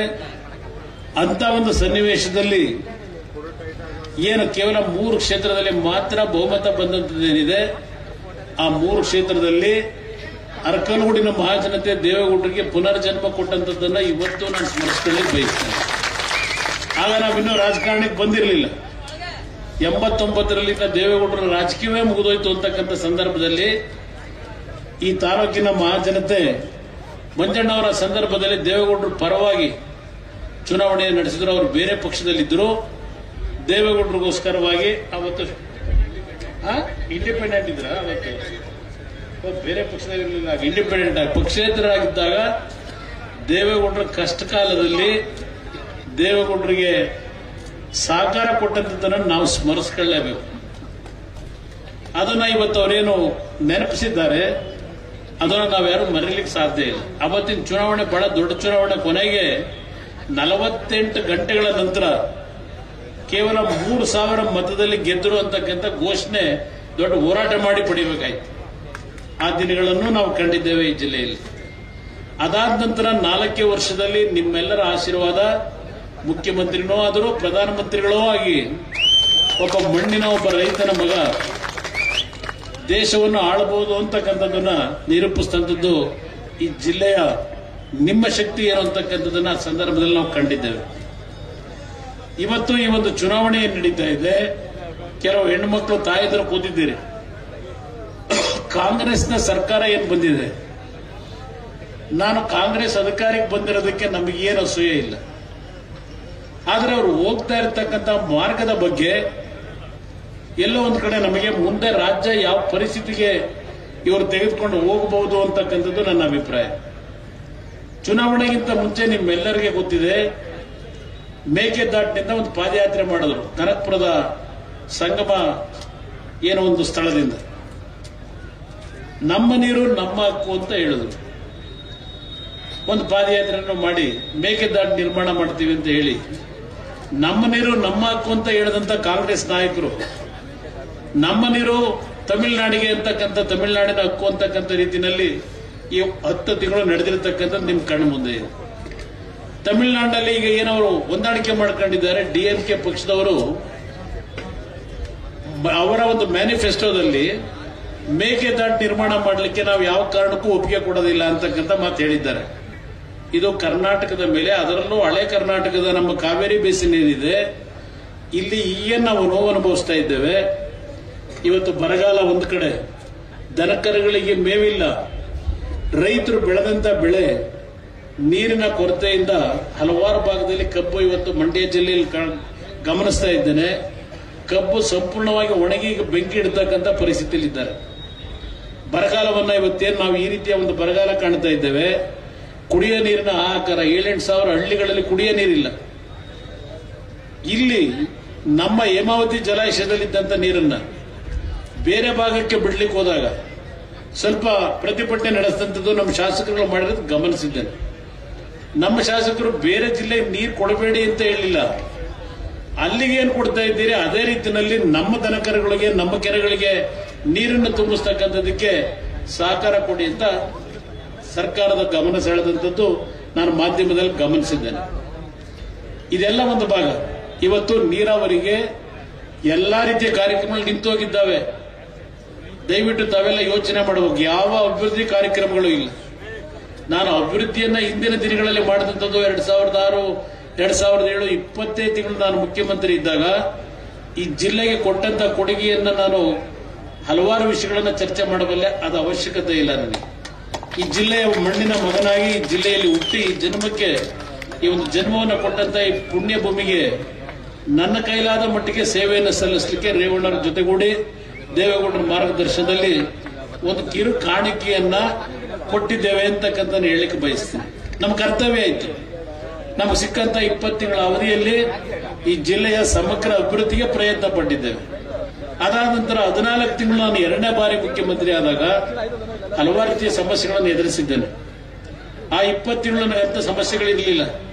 ಈ 14 ತಿಂಗಳಲ್ಲಿ ನಾನು ಯಾವ ನಮ್ಮ ರೈತರು ಪ್ರತಿನಿತ್ಯ ಆತ್ಮಹತ್ಯೆಗಳು ಮಾಡ್ಕೊತಾ ಇದ್ರು, ಒಂದು ಸಾರ್ವಜನಿಕವಾಗಿ ನಾನು ಸಭೆಗಳಲ್ಲಿ ಹೇಳಿದ್ದೆ, ಯಾವುದೇ ಕಾರಣಕ್ಕೂ ನಮ್ಮ ರೈತರು ಆತ್ಮಹತ್ಯೆಗೆ ಶರಣಾಗಬೇಡಿ.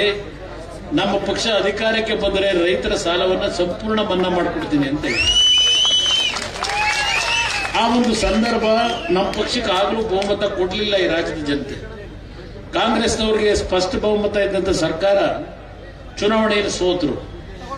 ದೇವೇಗೌಡರನ್ನು ಭೇಟಿ ಮಾಡಿ ನಮ್ಮ ಜೊತೆ ಸರ್ಕಾರ ಮಾಡಬೇಕು ಅಂತ ಬಂದವರು ಅವರೇ. ಆಗಲೂ ದೇವೇಗೌಡರು ಹೇಳಿದ್ರು, ನನ್ನ ಮಗನ ಆರೋಗ್ಯ ಚೆನ್ನಾಗಿಲ್ಲ, ಮಲ್ಲಿಕಾರ್ಜುನ್ ಖರ್ಗೆ ಅವರನ್ನ ನೀವು ಮುಖ್ಯಮಂತ್ರಿ ಮಾಡ್ತಿರೋ, ಸಿದ್ದರಾಮಯ್ಯನವ್ರನ್ನ ಮಾಡ್ಕೋತಿರೋ, ಯಾರನ್ನು ಬೇಕಾದ್ರೂ ನೀವು ಮಾಡ್ಕೊಳ್ಳಿ, ನನ್ನ ಮಗನಿಗೆ ಮುಖ್ಯಮಂತ್ರಿಯ ಸ್ಥಾನದ ಅವಶ್ಯಕತೆ ಇಲ್ಲ ಅಂತಕ್ಕಂಥದ್ದನ್ನ ಸ್ಪಷ್ಟವಾಗಿ ಕಾಂಗ್ರೆಸ್ನ ನಾಯಕರ ಮುಂದೆ ಹೇಳಿದ್ರು. ದೆಹಲಿಯ ನಾಯಕರು ಇಲ್ಲ ಕುಮಾರಸ್ವಾಮಿನೇ ಆಗಬೇಕು ಅಂತ ನನ್ನ ಮೇಲೆ ಒತ್ತಡ ಹಾಕಿ ಮಾಡ್ಕೊಂಡು ಅವತ್ತು ನಾನು ಒಪ್ಕೊಳ್ಳಿಕ್ಕೆ ಕಾರಣ ನನ್ನ ರೈತರ ಬದುಕೇನಾಗಿತ್ತು, ರೈತರಿಗೆ ಒಂದು ಆತ್ಮಸ್ಥೈರ್ಯ ತುಂಬಬೇಕು, ರೈತರ ಕುಟುಂಬಗಳು ಉಳಿಸಬೇಕು ಅನ್ನೋದಕ್ಕೋಸ್ಕರವಾಗಿ ನಾನು ಅವತ್ತು ಕಾಂಗ್ರೆಸ್ ಸರ್ಕಾರ ಏನ್ ಮಾಡಿದೆ, ಮೊದಲನೇ ದಿನದಿಂದಲೇ ಪ್ರಾರಂಭ ಮಾಡಿದ್ರು. ರೈತರ ಸಾಲ ಮನ್ನಾ ಮಾಡ್ಲಿಕ್ಕೂ ನಮ್ಮ ಪಕ್ಷಕ್ಕೂ ಸಂಬಂಧ ಇಲ್ಲ. ಇವತ್ತು ನಮ್ಮ ಕಾರ್ಯಕ್ರಮಗಳೇನಿದ್ದಾವೆ ಆ ಕಾರ್ಯಕ್ರಮಗಳನ್ನ ಮುಂದುವರಿಸಿ ಯಾವುದೇ ಕಾರ್ಯಕ್ರಮಕ್ಕೆ 1 ನಯಾ ಪೈಸೆ ಕಡಿಮೆ ಮಾಡಬಾರದು ಅಂದ್ರು. ನಾನು ಹೇಳಿದೆ ಅವರಿಗೆ, ನೀವು ಏನು ಘೋಷಣೆ ಮಾಡಿದ್ದೀರಿ ಎಲ್ಲಾ ಕಾರ್ಯಕ್ರಮ ಮುಂದುವರಿಸಿಕೊಡ್ತೀನಿ, ಆದ್ರೆ ನಮ್ಮ ರೈತರ ಸಾಲ ಮನ್ನಾ ಮಾಡೋ ವಿಷಯದಲ್ಲಿ ನೀವು ನನಗೆ ಸಹಕಾರವನ್ನು ಕೊಡದೇ ಇದ್ರೆ ಈ ಸರ್ಕಾರ ಇದ್ರೂ ಒಂದೇ ಇಲ್ಲದೆ ಇದ್ರು ಒಂದೇ ಅಂತಕ್ಕಂಥ ಮಾತನ್ನ ಹೇಳಿ ಅವರ ಸಹಕಾರ ನಮ್ಗೆ ಇಲ್ಲದೆ ಇದ್ರು ಅವತ್ತು 25,000 ಕೋಟಿ ಹಣವನ್ನ ಕೇವಲ 14 ತಿಂಗಳಲ್ಲಿ ನನ್ನ ರೈತರ ಕುಟುಂಬಗಳನ್ನು ಉಳಿಸಬೇಕು ಅಂತ ಹೇಳಿ ಈ ದೇಶದ ಇತಿಹಾಸದಲ್ಲಿ ಯಾವುದಾದ್ರೂ ಒಂದು ರಾಜ್ಯ ಸರ್ಕಾರ ಆ ಮಟ್ಟದ ಹಣವನ್ನ ಇವತ್ತು ಕೊಡ್ತಕ್ಕಂಥ ಕೆಲಸ ಮಾಡಿದ್ರೆ ಅದು ನೀವು ಬೆಳೆಸಿರ್ತಕ್ಕಂಥ ನಿಮ್ಮ ಕುಟುಂಬದ ಮಕ್ಕಳು ನಾವು ಮಾಡಿ ತೋರಿಸಿದ್ದೇವೆ ಅಂತಕ್ಕಂಥದ್ದನ್ನ ಈ ಸಂದರ್ಭದಲ್ಲಿ ಹೆಮ್ಮೆಯಿಂದ ನಾನು ಹೇಳಲಿಕ್ಕೆ ಬಯಸ್ತಾ ಇದ್ದೇನೆ. ಆ ಒಂದು ಸಾಲ ಮನ್ನಾದಲ್ಲಿ ಹಾಸನ ಜಿಲ್ಲೆಗೆ ಒಂದಕ್ಕೆ ಸುಮಾರು 750 ಕೋಟಿಗೂ ಹೆಚ್ಚಿನ ರೈತರ ಸಾಲ ಮನ್ನಾ ಆಗಿದೆ. 750 ಕೋಟಿ. ಆ 750 ಕೋಟಿ ಸಾಲ ಮನ್ನಾದಲ್ಲಿ ಕೇವಲ ಬರೀ ಒಕ್ಕಲಿಗ ಸಮಾಜಕ್ಕೆ ಅನುಕೂಲ ಆಯ್ತಾ? ನನ್ನ ಕುರುಬ ಸಮಾಜದ ಬಂಧುಗಳಿಗೆ ಇವತ್ತು ಆ ಸಾಲ ಮನ್ನಾದ ಯೋಜನೆ ದೊರಕಲಿಲ್ವೇ? ವೀರಶೈವ ಸಮಾಜದ ಬಂಧುಗಳಿಗೆ ಸಾಲ ಮನ್ನಾ ಯೋಜನೆ ದೊರಕಲಿಲ್ವೇ? ದಲಿತ ಕುಟುಂಬಗಳ ರೈತರುಗಳಿದ್ದೀರಿ, ನಿಮಗೆ ಸಾಲ ಮನ್ನಾ ಯೋಜನೆ ಹಣ ಬರಲಿಲ್ವೇ? ಇದು ನೀವು ಬೆಳೆಸಿರ್ತಕ್ಕಂಥ ನಿಮ್ಮ ಮಕ್ಕಳು ಮಾಡಿರ್ತಕ್ಕಂಥ ಒಂದು ಸಣ್ಣ ಸಾಧನೆ. ಇವತ್ತು ನಮ್ಮ ರೈತರು ಕಷ್ಟದಲ್ಲಿದ್ದಾರೆ. ಇವತ್ತು ಕಳೆದ ಬಾರಿ ಹಲವಾರು ಕಡೆ ರೈತರು ಬೆಳೆದಂತ ಬೆಳೆ ಸಂಪೂರ್ಣ ನಾಶ ಆಗಿದೆ. ಸರ್ಕಾರವೇ ಹೇಳ್ತಾ ಇದೆ 38,000 ಕೋಟಿ ಮೌಲ್ಯದ ಬೆಳೆ ನಷ್ಟ ಆಗಿದೆ ಅಂತ ಹೇಳಿ. ಕೇಂದ್ರ ಸರ್ಕಾರದ ಮುಂದೆ 18,000 ಕೋಟಿ ಪರಿಹಾರ ಕೊಡಿ ಅಂತ ಕೇಳ್ತಾ ಇದ್ದಾರೆ. 18,000 ಕೋಟಿ ಪರಿಹಾರ ಕೊಡ್ತಕ್ಕಂಥದಕ್ಕೆ ಕೇಂದ್ರದಲ್ಲಿ ಯಾವುದೇ ಸರ್ಕಾರಗಳಿದ್ರೂ ಕೊಡ್ಲಿಕ್ಕೆ ಸಾಧ್ಯ ಇಲ್ಲ. ಇದು ಇರ್ತಕ್ಕಂಥ ವಾಸ್ತವಾಂಶ. ಈಗ ನಾನು ರೈತರ ಸಾಲ ಮನ್ನಾ ಮಾಡಿದಾಗ ನರೇಂದ್ರ ಮೋದಿ ಅವ್ರ ಮುಂದೆ ಹೋಗಿ ನಿಂತ್ಕೊಂಡ ನಮ್ಮ ರೈತರ ಸಾಲ ಮನ್ನಾ ಮಾಡ್ತೀನಿ ಅಂತ ಘೋಷಣೆ ಮಾಡಿಬಿಟ್ಟಿದ್ದೀನಿ, ನೀವು ಹೆಚ್ಚಿನ ರೀತಿಯಲ್ಲಿ ನಮಗೆ ಆರ್ಥಿಕವಾಗಿ ನೆರವು ಕೊಡಬೇಕು ಅಂತ ನರೇಂದ್ರ ಮೋದಿ ಮುಂದೆ ಹೋಗಲಿಲ್ಲ. ನಮ್ಮ ರಾಜ್ಯದ ಜನತೆ 6.5 ಕೋಟಿ ಜನತೆ ನೀವು ಕಟ್ಟಿರ್ತಕ್ಕಂಥ ತೆರಿಗೆ ಹಣ ರಾಜ್ಯ ಸರ್ಕಾರಕ್ಕೆ ಏನು ಬರುತ್ತೆ, ನಿಮ್ಮ ಹಣವನ್ನ ನಿಮಗೆ ದಾರಿ ಎರೆದಿದ್ದೇನೆ 25,000 ಕೋಟಿ ಸಾಲ ಮನ್ನಾ ಮಾಡಿ.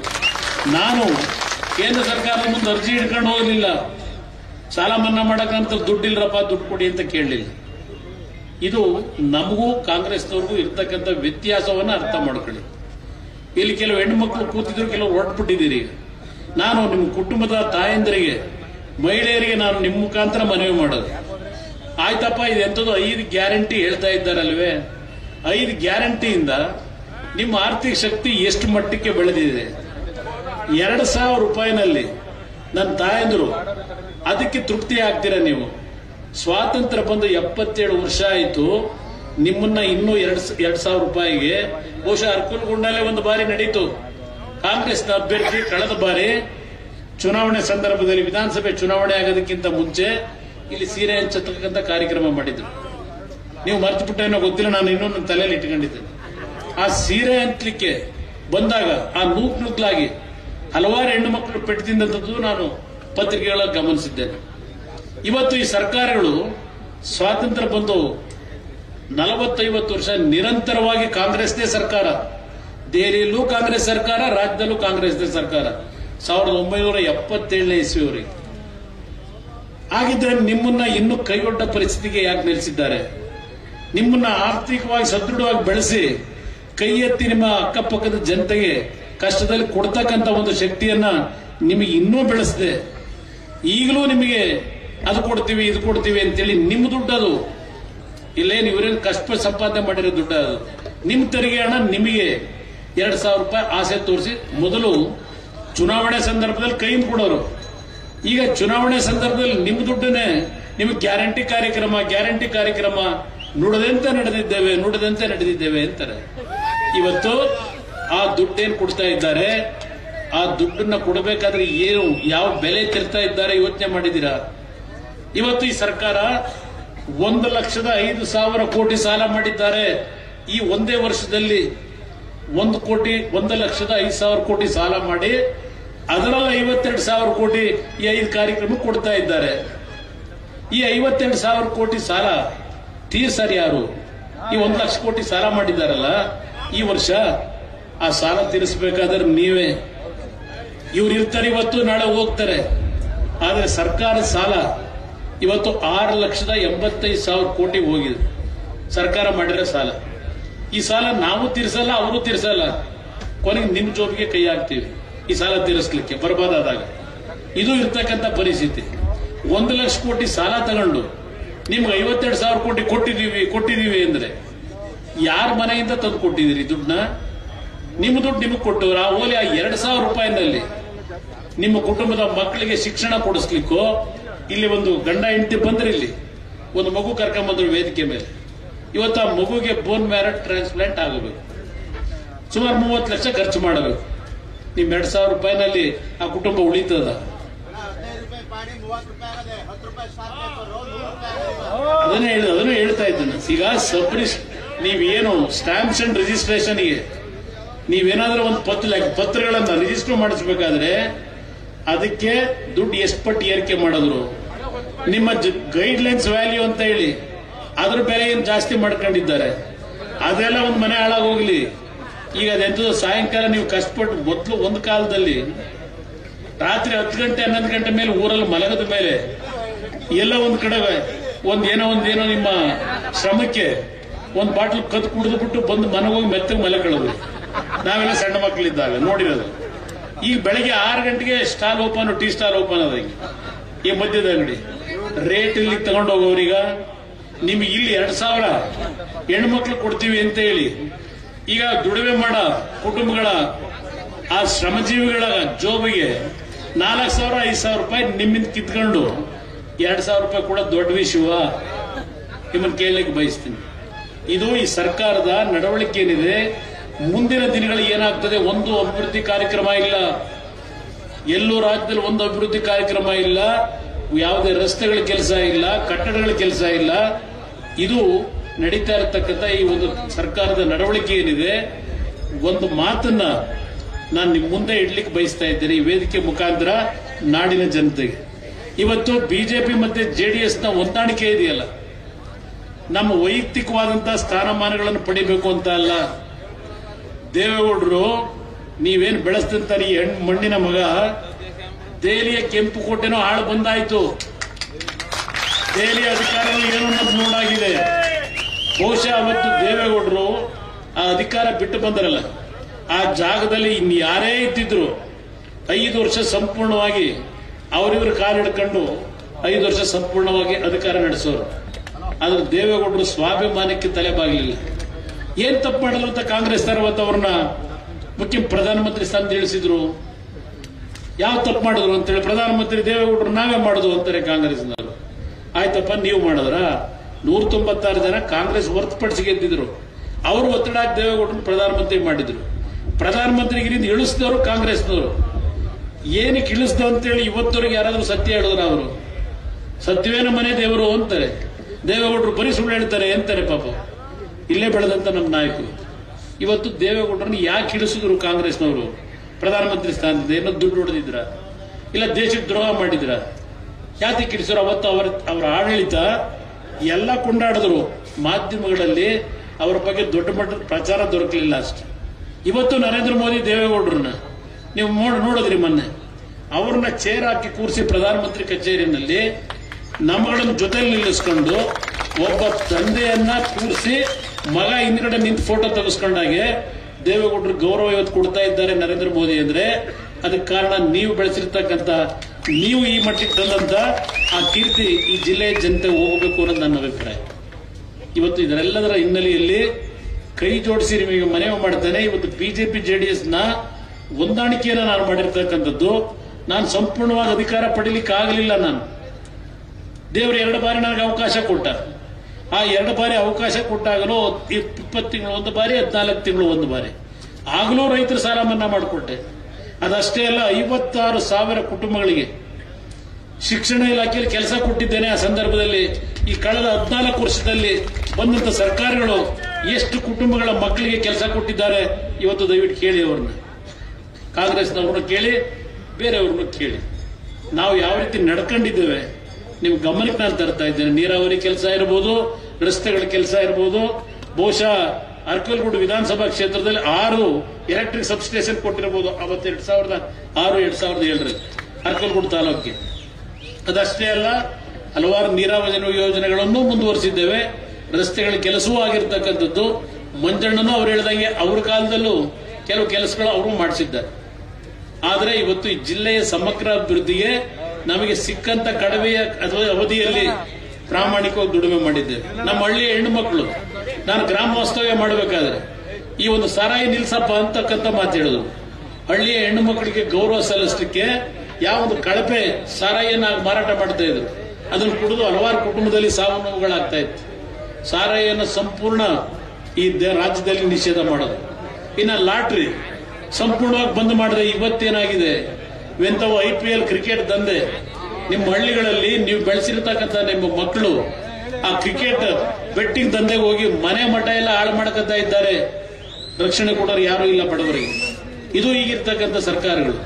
ಇವತ್ತು ನಾನು ಈ ಒಂದು ಮೈತ್ರಿಗೆ ನಾವು ತೀರ್ಮಾನ ಮಾಡಿದ್ದು, ಸ್ವತಂತ್ರವಾಗಿ ನಮಗೆ 5 ವರ್ಷದ ಸರ್ಕಾರ ಕೊಟ್ಟಿದ್ರೆ ಇವತ್ತು ಈ ರಾಜ್ಯವನ್ನ ದೇಶದಲ್ಲೇ ಮೊದಲನೇ ಸ್ಥಾನದಲ್ಲಿ ತೆಗೆದುಕೊಂಡು ಹೋಗ್ತಕ್ಕಂಥ ಎಲ್ಲಾ ರೀತಿಯ ಆರ್ಥಿಕ ಶಕ್ತಿ ಈ ನಾಡಿನ ಜನತೆಗೆ ಸರ್ಕಾರ ಕೊಟ್ಟಿದ್ದಾರೆ. ನಾವು ದುಡ್ಡಿಗೆ ಇನ್ನೊಬ್ಬರ ಮುಂದೆ ಹೋಗಿ ಕೈ ಬೊಟ್ಟು ಬೇಡಬೇಕಾಗಿಲ್ಲ. ನಮ್ಮ ತೆರಿಗೆ, ನಮ್ಮ ದುಡ್ಡು ಎಲ್ಲ ಘೋಷಣೆ ಮಾಡ್ಕೊಂಡು ಹೊರಟವರಲ್ಲ. ಈ ಘೋಷಣೆಯಿಂದ ದುಡ್ಡು ಬರಲ್ಲ, ಈ ಘೋಷಣೆಗಳಿಂದ ದುಡ್ಡು ಸಿಗಲ್ಲ ನಿಮಗೆ. ರಾಜಕೀಯ ಇದ್ರಲ್ಲೂ ನಿಮ್ಮ ಯೋಗ್ಯತೆಗೆ ಸರ್ಕಾರ ನಡೆಸಬೇಕಾದ್ರೆ ನೀವು ನಮ್ಮ ನಾಡಿನ ಜನತೆ ಕೊಟ್ಟಿರ್ತಕ್ಕಂಥ ತೆರಿಗೆ ಹಣವನ್ನ ಲೂಟಿ ಹೊಡಿದೆ. ಎಂತವು ಪರ್ಸೆಂಟೇಜ್ಗಳವಲ್ಲ, 40%, 50% ಕಾಂಟ್ರಾಕ್ಟರ್ಗಳಿದ್ರೆ ಅನುಭವಿಸಿದ್ರಿ. ರೇವಣ್ಣ ಲೋಕೋಪಯೋಗಿ ಮಂತ್ರಿ ಇದ್ದಾಗ, ನಾನು ಮುಖ್ಯಮಂತ್ರಿ ಇದ್ದಾಗ ಯಾರಾದರೂ ಒಬ್ಬ ಕಾಂಟ್ರಾಕ್ಟರು ನಿಮ್ಮ ಕೆಲಸ ಮಾಡಿದಂತ ಬಿಲ್ ಅನ್ನ ಪಡಿಬೇಕಾದ್ರೆ ದುಡ್ಡು ಪಡಿಬೇಕಾದ್ರೆ ಒಂದು ಬಿಡಗಾಸನ್ನ ಏನಾದರೂ ಪರ್ಸೆಂಟೇಜ್ ಲೆಕ್ಕದಲ್ಲಿ ಕೊಡಿ ಅಂತ ಕೇಳಿದ್ವ?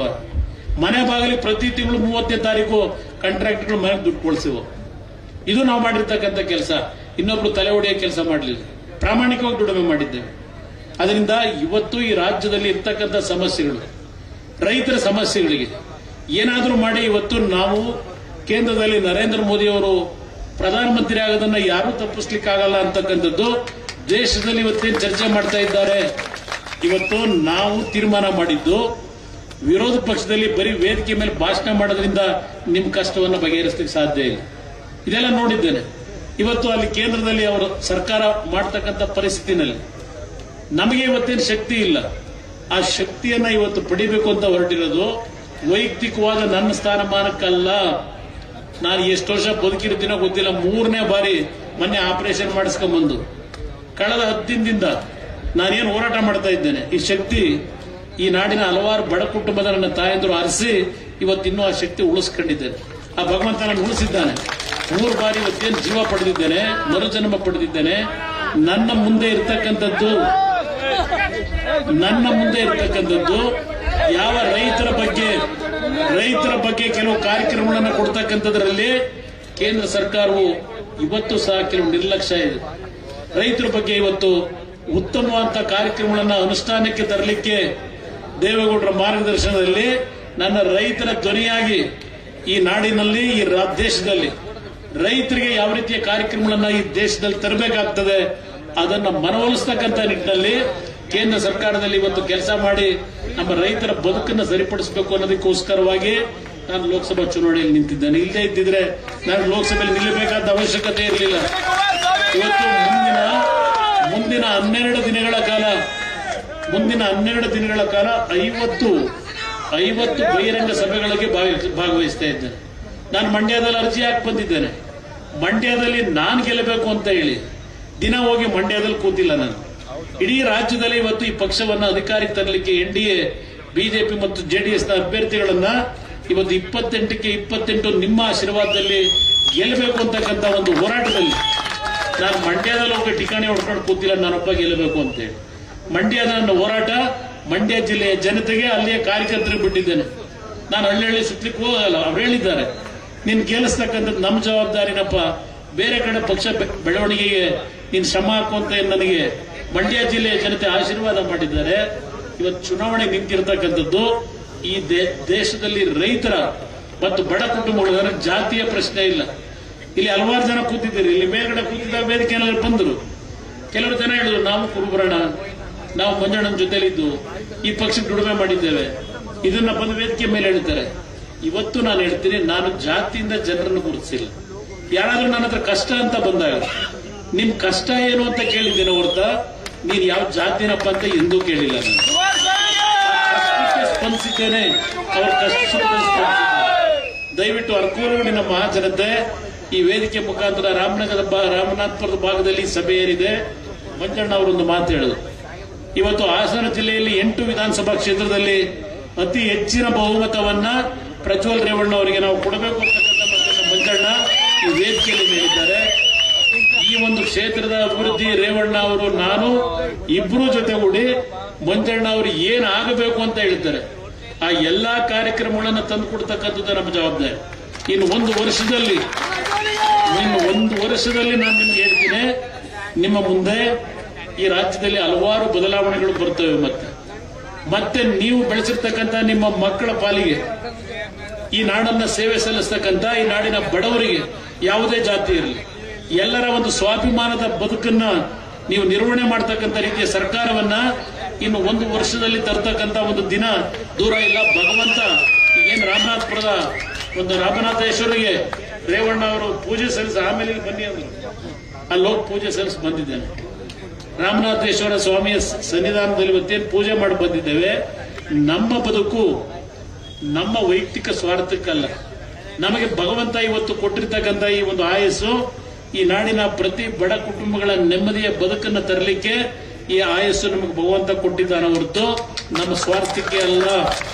ಇದನ್ನ ಬಹಳ ಸ್ಪಷ್ಟವಾಗಿ ನನಗೆ ಜನ್ಮ ಕೊಟ್ಟಿರ್ತಕ್ಕಂಥ ಈ ಒಂದು ಜನ್ಮಭೂಮಿಯಲ್ಲಿ ನಿಂತು ಈ ಮಾತೇನು ಹೇಳ್ತಾ ಇದ್ದೇನೆ. ಇದರಲ್ಲಿ ಯಾವುದೇ ರೀತಿಯ ಭಾವನಾತ್ಮಕವಾದಂತ ವಿಷಯ ಅಲ್ಲ. ನಾನು ಬಡವರ ಕಷ್ಟಗಳನ್ನು ನೋಡಿದ್ದೇನೆ. ಬಹುಶಃ ಈ ರಾಜ್ಯದಲ್ಲಿ ನನ್ನಷ್ಟು ಗ್ರಾಮ ವಾಸ್ತವ್ಯದ ಕಾರ್ಯಕ್ರಮಗಳನ್ನು ಹಳ್ಳಿಗಳಲ್ಲಿ ಮಾಡಿರ್ತಕ್ಕಂಥದ್ದಿರಬಹುದು. ಅದಷ್ಟೇ ಅಲ್ಲ, ಜನತಾ ದರ್ಶನದಲ್ಲಿ ಬೆಳಗ್ಗೆ 9 ಗಂಟೆ ಪ್ರಾರಂಭ ಮಾಡಿದ್ರೆ ರಾತ್ರಿ 1 ಗಂಟೆವರೆಗೂ ಮಾಡಿದ್ದೇನೆ ನಿರಂತರವಾಗಿ. ಬಡವರ ಕಷ್ಟ ಏನು ಅನ್ನೋದನ್ನು ನಾನು ಅರಿತುಕೊಂಡಿದ್ದೇನೆ. ಆ ಬಡವರ ಕಷ್ಟವನ್ನು ಯಾವ ರೀತಿ ಸರಿಪಡಿಸಬೇಕು, ಪ್ರತಿ ಕುಟುಂಬ ಸ್ವಾಭಿಮಾನದಿಂದ ಯಾವ ರೀತಿ ಬದುಕಬೇಕು, ಇದನ್ನ ಈ ರಾಜ್ಯದಲ್ಲಿ ತರಬೇಕು ಅನ್ನೋದಕ್ಕೋಸ್ಕರ ಆ ಭಗವಂತ ನನಗೆ 3ನೇ ಒಂದು ಜನ್ಮವನ್ನ ಮೊನ್ನೆ ಏನು ಕೊಟ್ಟಿದ್ದಾನೆ, ಇವತ್ತು ಈ ವೇದಿಕೆ ಮುಖಾಂತರ ಹೇಳ್ತಾ ಇದ್ದೇನೆ, ಕೈ ಜೋಡಿಸಿ ಮನವಿ ಮಾಡ್ತೇನೆ. ಎಸ್, ಕೆಲವು ವಿಷಯದಲ್ಲಿ ಕೆಲವು ತಪ್ಪುಗಳಾಗಿರ್ಬೋದು. ಆದರೆ ದೇವೇಗೌಡರು ಈ 91ನೇ ವಯಸ್ಸಿನಲ್ಲೂ ರಾಜ್ಯಸಭೆಯಲ್ಲಿ ವೀಲ್ ಚೇರ್ ಅಲ್ಲಿ ಹೋಗಿ ಈ ನಾಡಿನ ಜನತೆಯ ಸಮಸ್ಯೆಗಳ ಬಗ್ಗೆ ಧ್ವನಿ ಎತ್ತಿ ಏನಲ್ಲಿ ರಾಜ್ಯಸಭೆಯಲ್ಲಿ ಮಾತನಾಡ್ತಾರೆ. ಆ ಶಕ್ತಿ ಕುಂದಬಾರದು. ನೀವು ಬೆಳೆಸಿರ್ತಕ್ಕಂಥವ್ರು ಏನೇ ತಪ್ಪುಗಳಿದ್ರು ಸರಿಪಡಿಸ್ಕೊಳ್ತಕ್ಕಂಥದ್ದಕ್ಕೆ ನಮ್ಮಗಳಿಗೆ ಅವಕಾಶ ಕೊಡಿ. ಮುಂದಿನ ದಿನಗಳಲ್ಲಿ ಮಂಜಣ್ಣ ಹೇಳಿದಂತ ರೀತಿಯಲ್ಲಿ ಹಾಸನ ಜಿಲ್ಲೆಯಲ್ಲೂ ನಾನು ತಿಂಗಳಲ್ಲಿ 2 ದಿನವಾದರೂ ರೇವಣ್ಣ ಅವರ ಜೊತೆ ಬಂದು ಈ ಜಿಲ್ಲೆಯ ಸಮಗ್ರ ಅಭಿವೃದ್ಧಿ ಏನಾಗಬೇಕಾಗಿದೆ ಆ ಒಂದು ಜವಾಬ್ದಾರಿಯನ್ನ ತೆಗೆದುಕೊಳ್ತಕ್ಕಂಥದ್ದು ನನ್ನ ಜವಾಬ್ದಾರಿಯಲ್ಲಿ. ನಾನು ಇಲ್ಲಿವರೆಗೂ ಬರಲಿಲ್ಲ ಹಾಸನ ಜಿಲ್ಲೆಯ ರಾಜಕಾರಣ. ರೇವಣ್ಣ ಅವರು ಏನ್ ಹೇಳಿದ್ರು, ನಾನು ಅಧಿಕಾರದಲ್ಲಿದ್ದಾಗ 1 ಸೆಕೆಂಡ್ ನೋಡಲಿಲ್ಲ, ನಾನು ಜಿಲ್ಲೆಯ ಅಭಿವೃದ್ಧಿ ಆಗಬೇಕು ಅಂತ ಹೇಳಿ ಅವತ್ತೇನು ನಾವು ಕಾರ್ಯಕ್ರಮಗಳನ್ನು ಕೊಟ್ಟಿದ್ದೇವೆ. ಈ ಜಿಲ್ಲೆ ದೇಶದಲ್ಲೇ ಒಂದು ಮಾದರಿ ಜಿಲ್ಲೆಯಾಗಿ ಪರಿವರ್ತನೆ ಆಗ್ತಕ್ಕಂಥ ನಿಟ್ಟಿನಲ್ಲಿ ಮುಂದಿನ ದಿನಗಳಲ್ಲಿ ಕಾರ್ಯಕ್ರಮಗಳನ್ನು ಜಾರಿಗೆ ತರತಕ್ಕಂಥದ್ದು ನಮಗೆ ಇವತ್ತು ನಮ್ಮ ಜವಾಬ್ದಾರಿ ಇದೆ ಅಂತಕ್ಕಂಥದ್ದು ಅರಿತುಕೊಂಡಿದ್ದೇನೆ. ಅದಷ್ಟೇ ಅಲ್ಲ, ಈ ನಾಡಿನ ಅಭಿವೃದ್ಧಿ, ಈ ದೇಶದಲ್ಲಿ ಈ ರಾಜ್ಯದಲ್ಲಿ ದುಡ್ಡಿಗೆ ಸಮಸ್ಯೆ ಇಲ್ಲ. ಈ ರಾಜ್ಯದ ಖಜಾನೆ, ಈ ರಾಜ್ಯದ ಜನತೆ ಸಂಪೂರ್ಣವಾಗಿ ತುಂಬಿಸಿಟ್ಟಿದ್ದೀರಿ. ಆ ದುಡ್ಡನ್ನ ಇವತ್ತು ಲೂಟಿ ಹೊಡೆಯತಕ್ಕಂಥದ್ದನ್ನ ಸ್ವಲ್ಪ ನಿಲ್ಲಿಸಿದ್ರೆ ನಿಮ್ಮ ಎಲ್ಲಾ ಕಷ್ಟ ಸುಖಗಳನ್ನ ಬಗೆಹರಿಸತಕ್ಕಂಥ ಶಕ್ತಿ ಈ ರಾಜ್ಯದಲ್ಲಿ ಇದೆ. ನಿಮ್ಮ ದುಡಿಮೆಯ ಹಣ ಇವತ್ತು ಯುವಕರಿಗೆ ಉದ್ಯೋಗ ಹೇಳ್ತಾರೆ. ಎಷ್ಟು ಕೊಟ್ರು ಈಗ ಕಾಂಗ್ರೆಸ್ ಸರ್ಕಾರ ಅಧಿಕಾರಕ್ಕೆ ಬಂದು ಕಳೆದ 1 ವರ್ಷ ಆಯ್ತು, ಎಷ್ಟು ಜನಕ್ಕೆ ಉದ್ಯೋಗ ಕೊಟ್ಟಿದ್ದಾರೆ ಮಕ್ಕಳಿಗೆ ಹೇಳಿ. ಇವತ್ತು ಇವರೆಲ್ಲ ಯಾವ ರೀತಿ ನಡೆಸ್ತಾ ಇದ್ದಾರೆ. 77 ವರ್ಷಗಳಾದರೂ ಈ ಬಡತನ ಅಂತಕ್ಕಂಥದ್ದೇನಿದೆ ಇದನ್ನ ಹೋಗಲಾಡಿಸಬೇಕು ಅಂತ ಬಿಜೆಪಿಯವ್ರ ಮೇಲೆ ಹೇಳ್ತಾರೆ. ಆದ್ರೆ ಕಾಂಗ್ರೆಸ್ನವರು ಒಂದು ಘೋಷಣೆ ಮಾಡಿದ್ರು 1971ರಲ್ಲಿ, ಗರೀಬಿ ಹಟಾವೋ ಅಂತೇಳಿ. ಗರೀಬಿ ಹಟಾವ್ ಆಯ್ತಾ? ಬಡತನವನ್ನು ಹೋಗಲಾಡಿಸಿದ್ರ?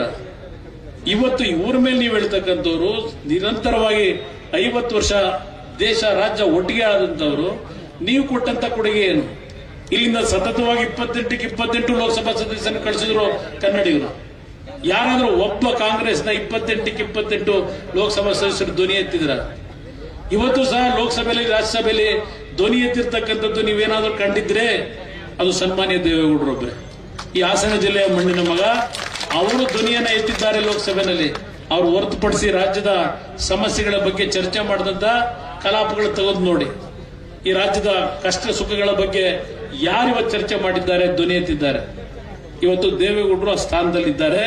ಇವತ್ತು 91ನೇ ವಯಸ್ಸಿನಲ್ಲಿ ಇವತ್ತು ಅವರ ಹೋರಾಟ ಇದೆ. ನಿಮ್ಮಲ್ಲಿ ಕೈ ಜೋಡಿಸಿ ಮನವಿ ಮಾಡ್ತೀರಿ. ಈ ಜಿಲ್ಲೆಯ ಜನತೆ ದೇವೇಗೌಡರನ್ನ ಇವತ್ತು ಬೆಳೆಸಿದ್ದೆ. ಅವ್ರನ್ನ ಬೆಳೆಸಿದ್ದಷ್ಟೇ ಅಲ್ಲ, ನಮ್ಮಗಳನ್ನು ಬೆಳೆಸ್ತಕ್ಕಂಥದ್ರಲ್ಲಿ ನಿಮ್ಮ ಆಶೀರ್ವಾದ ಇದೆ. ಈ ಆಶೀರ್ವಾದ ನಿಮ್ಮ ಕುಟುಂಬದ ಮಕ್ಕಳಿಗೆ ಕೊಟ್ಟಿದ್ದೀರಿ ಅನ್ನೋದು ನನ್ನ ಅಭಿಪ್ರಾಯ. ನಾವೇನಾದ್ರೂ ಸಣ್ಣ ಪುಟ್ಟ ತಪ್ಪು ಮಾಡಿದ್ದೆ ತಿದ್ಕೊಳ್ಳಿಕ್ಕೆ ತಯಾರಾಗಿದ್ದೇವೆ, ಆದ್ರೆ ಅದಕ್ಕೆ ದೊಡ್ಡ ಶಿಕ್ಷೆಯನ್ನು ಕೊಡಬೇಡಿ. ನಾನು ಮೊನ್ನೆ ಹೇಳಿದೆ ಹಾಸನದ ಸಭೆಯಲ್ಲಿ 1989 ಯಾವ ದೇವೇಗೌಡರು ಚುನಾವಣೆಯಲ್ಲಿ ಸೋತರು, ಕಾಂಗ್ರೆಸ್ ಸರ್ಕಾರ ಅಧಿಕಾರಕ್ಕೆ ಬಂದು 179 ಸ್ಥಾನ ಗೆದ್ದರು. ಅಲ್ಲಿಯವರೆಗೆ 1924ರಲ್ಲಿ ಕನ್ನಂಬಾಡಿ ಕಟ್ಟೆ ಕಟ್ಟಿದಾಗ ಯಾವ ಒಂದು ಅಗ್ರಿಮೆಂಟ್ ಆಗಿತ್ತು, ಅವತ್ತು ಬ್ರಿಟಿಷ್ ಸರ್ಕಾರ ಪಕ್ಕದ ಮದ್ರಾಸ್ನ ಅಲ್ಲಿಯ ಒಂದು ಪ್ರೆಸಿಡೆನ್ಸಿ ಆಳ್ವಿಕೆ, ಇಲ್ಲಿಯ ನಮ್ಮ ರಾಜರ ಆಳ್ವಿಕೆ, ಅವತ್ತೇನೊಂದು ಅಗ್ರಿಮೆಂಟ್ ಆಗಿತ್ತು, ಅದು 50 ವರ್ಷಕ್ಕೆ ನಿಂತೋಗಿತ್ತು. 74ರಲ್ಲಿ ಟ್ರಿಬ್ಯುನಲ್ ರಚನೆ ಮಾಡ್ಲಿಕ್ಕೆ ಅವಕಾಶ ಕೊಟ್ಟಿರಲಿಲ್ಲ. ಪಾಪ ನಮ್ಮ ಒಡೆಯನಸಿಪುರದಿಂದ ಆಯ್ಕೆ ಮಾಡಿ ಕಳಿಸಿದ್ರು. ಅವ್ರನ್ನೇ ನೀರಾವರಿ ಮಂತ್ರಿ ಮಾಡಿದ್ರು. ನೀರಾವರಿ ಮಂತ್ರಿ ಮಾಡಿ ಅಲ್ಲಿಂದ ಪೆಟ್ಟು ಶುರುವಾಯಿತು. ಮತ್ತೆ ಅಂತ ಪೆಟ್ಟು ಬೀಳಬಾರದು. ದೇವೇಗೌಡರನ್ನ ಒಂದು ಬಾರಿ ಚುನಾವಣೆಯಲ್ಲಿ ಸೋಲಿಸಿದಂತ ಹಿನ್ನೆಲೆ ಈ ಒಂದು ಕಾವೇರಿ ಟ್ರಿಬ್ಯುನಲ್ ನ ರಚನೆ ಆಗಿ ನಮ್ಮ ಒಂದು ನಾಡಿನ ರೈತರ ಬಗ್ಗೆ ಯಾವ ಹೊಡೆತಗಳು ಬಿದ್ದಿದ್ದಾವೆ ಅದರ ಬಗ್ಗೆ ಇವತ್ತು ದೇವೇಗೌಡರ ಹೋರಾಟ ಏನಿದೆ ಆ ಒಂದು ಹಿನ್ನೆಲೆಯಲ್ಲಿ ನಿಮಗೆ ಜ್ಞಾಪಕ ಮಾಡ್ತಾ ಇದ್ದೇನೆ. ಅವತ್ತು ದೇವೇಗೌಡರ ಬಗ್ಗೆ ಅದು ಯಾವ ಕಾರಣಕ್ಕೆ ಅವತ್ತು ಚುನಾವಣೆಯಲ್ಲಿ ಸೋತರ ಒಡೆಯನಸಿಪುರದಲ್ಲಿ ಇವತ್ತು ನನಗೆ ಗೊತ್ತಿಲ್ಲ. ಆ ಸೋತಿದ್ದ ಒಂದು ಹಿನ್ನೆಲೆ ರಾಜ್ಯಕ್ಕೆ ಅನ್ಯಾಯ ಆಯ್ತು, ದೇವೇಗೌಡರಿಗೆ ಅನ್ಯಾಯ ಆಗಲಿಲ್ಲ, ರಾಜ್ಯದ ಜನತೆಗೆ, ನನ್ನ ರೈತರಿಗೆ ಅನ್ಯಾಯ ಆಯ್ತು. ಆ ರೀತಿಯ ವಾತಾವರಣ ನಿರ್ಮಾಣ ಆಗಬಾರದು ಈ ರಾಜ್ಯದಲ್ಲಿ. ಆ ಹಿನ್ನೆಲೆಯಲ್ಲಿ ನಿಮ್ಮಲ್ಲಿ ಕೈ ಜೋಡಿಸಿ ಮನವಿ ಮಾಡ್ತೇನೆ. ಪ್ರಜ್ವಲ್ ರೇವಣ್ಣ ಅವರು ಸಾಂಕೇತಿಕ ಜನತಾದಳದ ಅಭ್ಯರ್ಥಿ. ಈ ಜಿಲ್ಲೆಯ ಅಭಿವೃದ್ಧಿಗೆ ನಿಮ್ಮ ಜೊತೆಯಲ್ಲಿ ನಾವಿದ್ದೇವೆ, ನಿಮ್ಮ ಕಷ್ಟ ಸುಖದಲ್ಲಿ ನಾವಿದ್ದೇವೆ. ಈ ಚುನಾವಣೆಯಲ್ಲಿ ಅವರ ಗುರುತಾಗಿರ್ತಕ್ಕಂಥ ಭತ್ತದ ಹೊರೆ ಹೊತ್ತಿರ್ತಕ್ಕಂಥ ಮಹಿಳೆಯ ಗುರುತು ಕ್ರಮ ಸಂಖ್ಯೆ ನಂಬರ್ 2. ಆ ಕ್ರಮ ಸಂಖ್ಯೆ ನಂಬರ್ 2ನ ಬಟನ್ ಅನ್ನು ನೀವು ಒತ್ತೋದ್ರ ಮುಖಾಂತರ, ಯಾಕೆಂದ್ರೆ ಕಮಲದ ಗುರುತಿರಲ್ಲ, ಜೆಡಿಎಸ್ ಮತ್ತು ಬಿಜೆಪಿಯ ಒಂದು ಹೊಂದಾಣಿಕೆಯಿಂದ ಚುನಾವಣೆ ಏನಿದೆ, ಎಲ್ಲಿ ಜನತಾದಳಕ್ಕೆ ಅವರು ಬೆಂಬಲ ಕೊಟ್ಟಿದ್ದಾರೆ, ಬಿಜೆಪಿಯ ಕಾರ್ಯಕರ್ತರಿಗೂ ಮನವಿ ಮಾಡ್ತೇನೆ, ನಾವು ಎಲ್ಲಿ ಬೆಂಬಲ ಕೊಟ್ಟಿದ್ದೇವೆ ಇಡೀ ರಾಜ್ಯದ 25 ಲೋಕಸಭಾ ಕ್ಷೇತ್ರಕ್ಕೆ, ಅಲ್ಲಿ ನಮ್ಮ ಪಕ್ಷದ ಕಾರ್ಯಕರ್ತರು ಸಹ ಕಮಲದ ಗುರುತಿಗೆ ಅಲ್ಲಿ ಮತ ಕೊಡಬೇಕು. ನಮ್ಮ ಅಭ್ಯರ್ಥಿ ನಿಂತಿರ್ತಕ್ಕಂಥ ಕಡೆ ತೆನೆವಂತ ಮಹಿಳೆಗೆ ಮತ ಕೊಡಬೇಕು ಅಂತಕ್ಕಂಥ ಬಿಜೆಪಿಯ ಕಾರ್ಯಕರ್ತರಿಗೂ ಮನವಿ ಮಾಡಿ, ಇಂಥ ಉರಿ ಬಿಸಿಲಿನಲ್ಲೂ ಈ ಸಭೆಯನ್ನು ಯಶಸ್ವಿಗೊಳಿಸಿರ್ತಕ್ಕಂಥ ಎಲ್ಲ ನನ್ನ ತಂದೆ ತಾಯಂದರಿಗೆ ಗೌರವಪೂರ್ವಕ ವಂದನೆಗಳನ್ನು ಸಲ್ಲಿಸಿ ನನ್ನ ಮುಗಿಸ್ತೇನೆ. ಜೈ ಜೈ